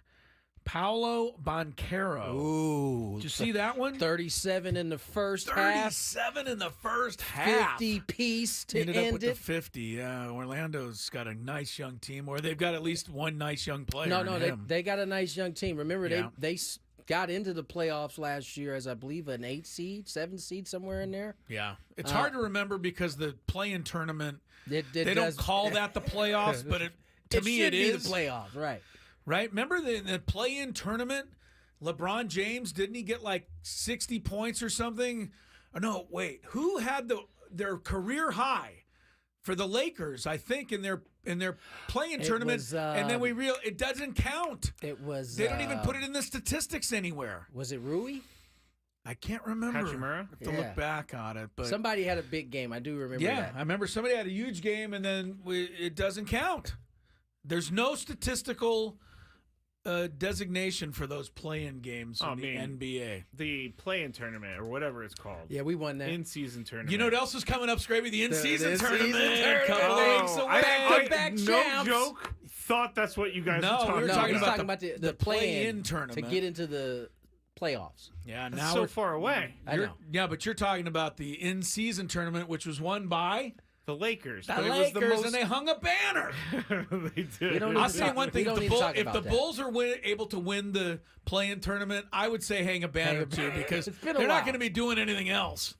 So, anyway, Don't love the play or the. you don't like anything. You don't. We already discovered that. Do you like you? Not really. He doesn't. Old me, no. New me, yes. Okay. You like Yes. new make me sure a you little like better? something. Old me, no. New me, yes. All right. Let's check traffic, and then we'll get into some of this visit with Scott Miller with good baseball knowledge, as always. From the 97.3 The Fan Traffic. Definitely seeing some improvements on our roads. Crash cleared on northbound side of the 5 La Jolla Village Drive. We still got this crash on the northbound side of the 805 on the Mira Mesa Boulevard off-ramp. So just watch out for a little activity there. I'm Kelly Danick with Gwynn and Chris, San Diego's #1 sports station, 97.3 The Fan. Scott, this is not how I think people envisioned this series when it first started. The Dodgers have completely dominated outside of maybe the last 2 innings of the last 2 games. But I take you back to the regular season. There were plenty of times during the course of the 162 that there were a ton of concerns about the New York Yankees in all different areas, whether it was Judge struggling at times, whether it was the pitching, whether it was injuries. Although they're healthy now, those struggles really, I would say, never really got fixed. They covered them up because of how great some of their players are. But to me, this seems to be some of the same things that plagued this team during the course of the regular season. Yeah, I completely agree. I think during the course of the regular season, especially when Garrett Cole was out hurt, there were questions about their rotation. Is it good enough? Is it deep enough? And Garrett Cole came back and that helped. But those questions have come back during the postseason. Earlier in the year, Clay Holmes was their closer, and then he went south, and Aaron Boone had to jockey some guys around in the bullpen, and he's lately this postseason kind of caught lightning in a bottle with Luke Weaver. But the point is, there were questions about the bullpen during the season when Clay Holmes had to be replaced as closer, and now into the October, same thing. There are questions. Luke Weaver's been good, but there are questions. The bullpen hasn't always stepped up. So the pitching on both ends, starting and relieving, it carried into the postseason, the questions surrounding that. And also the defense. They're not a very good fundamental team. To your point, they've covered up a lot of things with Aaron Judge and Giancarlo Stanton and Juan Soto banging the 3-run homers. But, their defense has been shaky much of the year, and we've seen that. You go back to game one before the Freddie Freeman walk-off. That was just ridiculous, that ball getting thrown into the infield from Juan Soto on Shohei Ohtani's double in the 8th inning in game one.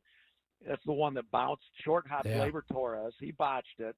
Ohtani heads up, takes third. And, the ball, part of the reason he took it, there was nobody backing up. None of the Yankees hustled to the ball. They all just kind of stood there and looked at it. And he ended up scoring the tying run. I mean, but for that play, they might have won game one. And, then was it last night or 2 nights ago? I think it was last night when Giancarlo Stanton gets thrown out at the plate. It was a ball to shallow left field, but there were 2 outs, and he did not get a good break from second base. Had he gotten a better break, and I say that because 2 outs, as soon as the ball hit, the guy should be running, and he ended up getting thrown out at the plate. So there's been some fundamental things as well from the season that have carried into October. And the Dodgers, fundamentally, Scott Miller, have been really good. And I always remember being able to make a little fun of the Dodgers, fundamentally, defensively. I mean, they played everybody out of position for all that time, but now they've got, the right players in the right spots. And, they're saving a lot of runs in these World Series games. And I think, in a tight contest like this has been, that's been the difference, really. Yeah, they have not made many mistakes. I mean, I just listed a couple mistakes the Yankees made, and that's just 2, and there have been others. Whereas the Dodgers, you really have to hunt to look for, you can't find any key error that turned the game, the Yankees' direction, or some base running blunder. I mean, really the only mistake the Dodgers made, it's hard to bang them for it, is when Ohtani ran the other day and hurt his shoulder. I mean, they're up 4-1.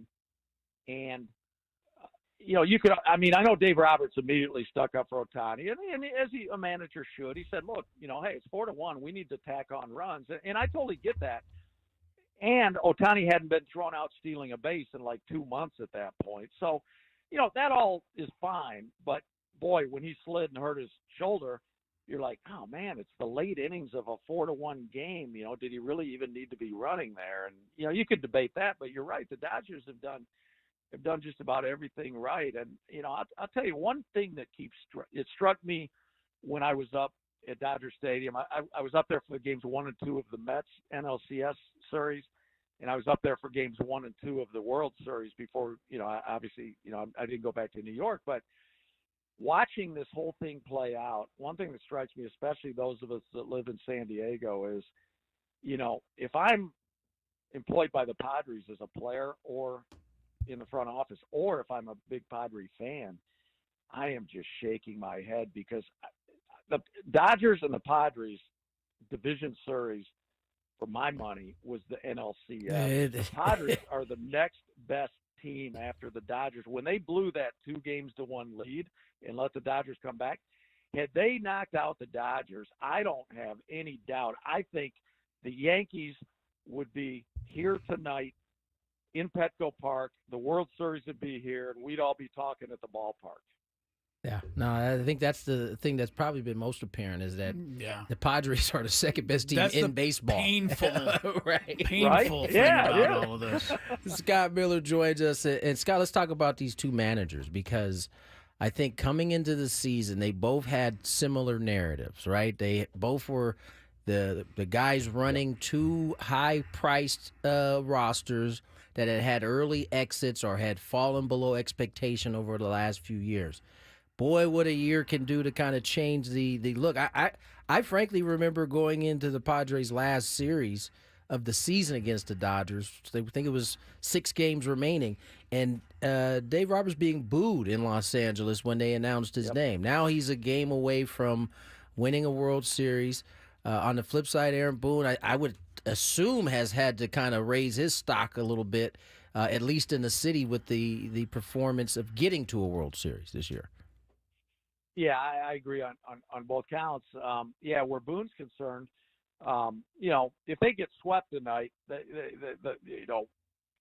New York Yankees fans, I think, are the king of the ridiculous high expectations. I mean, the Yankees think it's their God-given, their fans think it's their God-given right to win the World Series. No doubt. But, I think the fact that Aaron Boone managed them into the World Series, first time the Yankees have been in a World Series since 2009, which is really hard to believe. He gets a lot of collateral for that. There's no doubt about it. Now, it'll turn. If they get swept tonight, there'll be a lot of teed-off Yankees fans, of course, saying, oh, my God, that was embarrassing that we got swept. But I think by and large, especially in today's game with the expanded playoffs, if you get to the World Series, it's pretty hard to argue with the job the manager's done. And I know, Brian Cashman, their president of baseball operations, and the owner, Hal Steinbrenner, both are big Aaron Boone fans. So I think, he'll be fine. And I think he's, the fact that he's got him where he has them, even if they don't win, that'll go a long way, I think, toward keeping Aaron Boone in New York at least the next couple of years. And, kind of similar with Dave Roberts. I think, I do think he was under a lot of pressure this year. And largely because of the last 2 years, they got bounced in the division series round. Last year the Diamondbacks beat them up, and 2 years ago the Padres took them out. And I think the biggest issue for Dave Roberts was going to be if they got knocked out early in the playoffs by the Padres, or, if the Mets had trampled them or something. Then it's hard to say. I think they would have kept Dave Roberts, but you never know. And if they've been bounced 3 years in a row early in the playoffs, the fact that Dave's got one more year left on his deal next year, and there's, as of now, there's been, unless it just started in the last week or so secretly, and I don't think so. I mean, there's been no talks yet about extending Dave Roberts. I know I talked to him late in the summer about that, and I'm like, man, all you've done here, and you got one more year left on your deal, and they haven't even come to you for an extension yet. It's amazing. And, it's kind of a private talk, and you can imagine what Dave was feeling. Yeah. But, I think it's time to give the guy his due. I mean, at first, this is his 9th year as Dodger manager. And, he's got the best winning percentage of any manager in Major League history in their first 9 years managing. And I know you can say they have a lot of resources, and Andrew Friedman and company have really given him an embarrassment of riches to work with. But at the same time, we saw it with the Padres last year, Bob Melvin's last year. You also get a lot of expensive, high-priced talent. You also can have ego issues and clubhouse issues. And, Dave Roberts has just run an amazingly good ship. Scott Miller is with us. And, Scott, we got a few minutes left here, and it's interesting. We're talking about managers, and you got a book out about managing and whether it's still a big deal as far as Major League Baseball is concerned. Talk a little bit about it and where I can get my copy. Yeah, I appreciate that. And, yeah, it's not quite out yet. It's actually a few months. May 13th is publication. But okay. What happened is it went on pre-sale this past week. So you can go to answer your last question, any place you get books, you go to Amazon, Target, Barnes & Noble. It's called Skipper, Why Baseball Managers Matter and Always Will. That's the title. You punch that up. Like I said, Amazon, anywhere online, and it is on pre-sale right now. It won't be delivered to you until it's published on May 13th, but you can get it now. So I'm excited. It's in the production process, and that's my cool. 2.5 years of interviewing and writing are pretty much done. I got a little bit of updating to do after the World Series.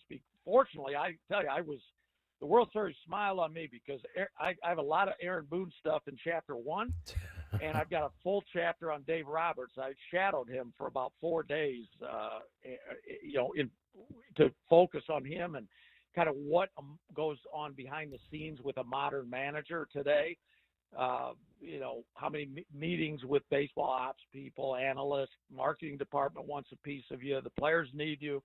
But basically, in a nutshell, it starts in like the late 70s. Earl Weaver, Billy Martin, Sparky Anderson, Tom Kelly, the managers that ruled with an iron fist.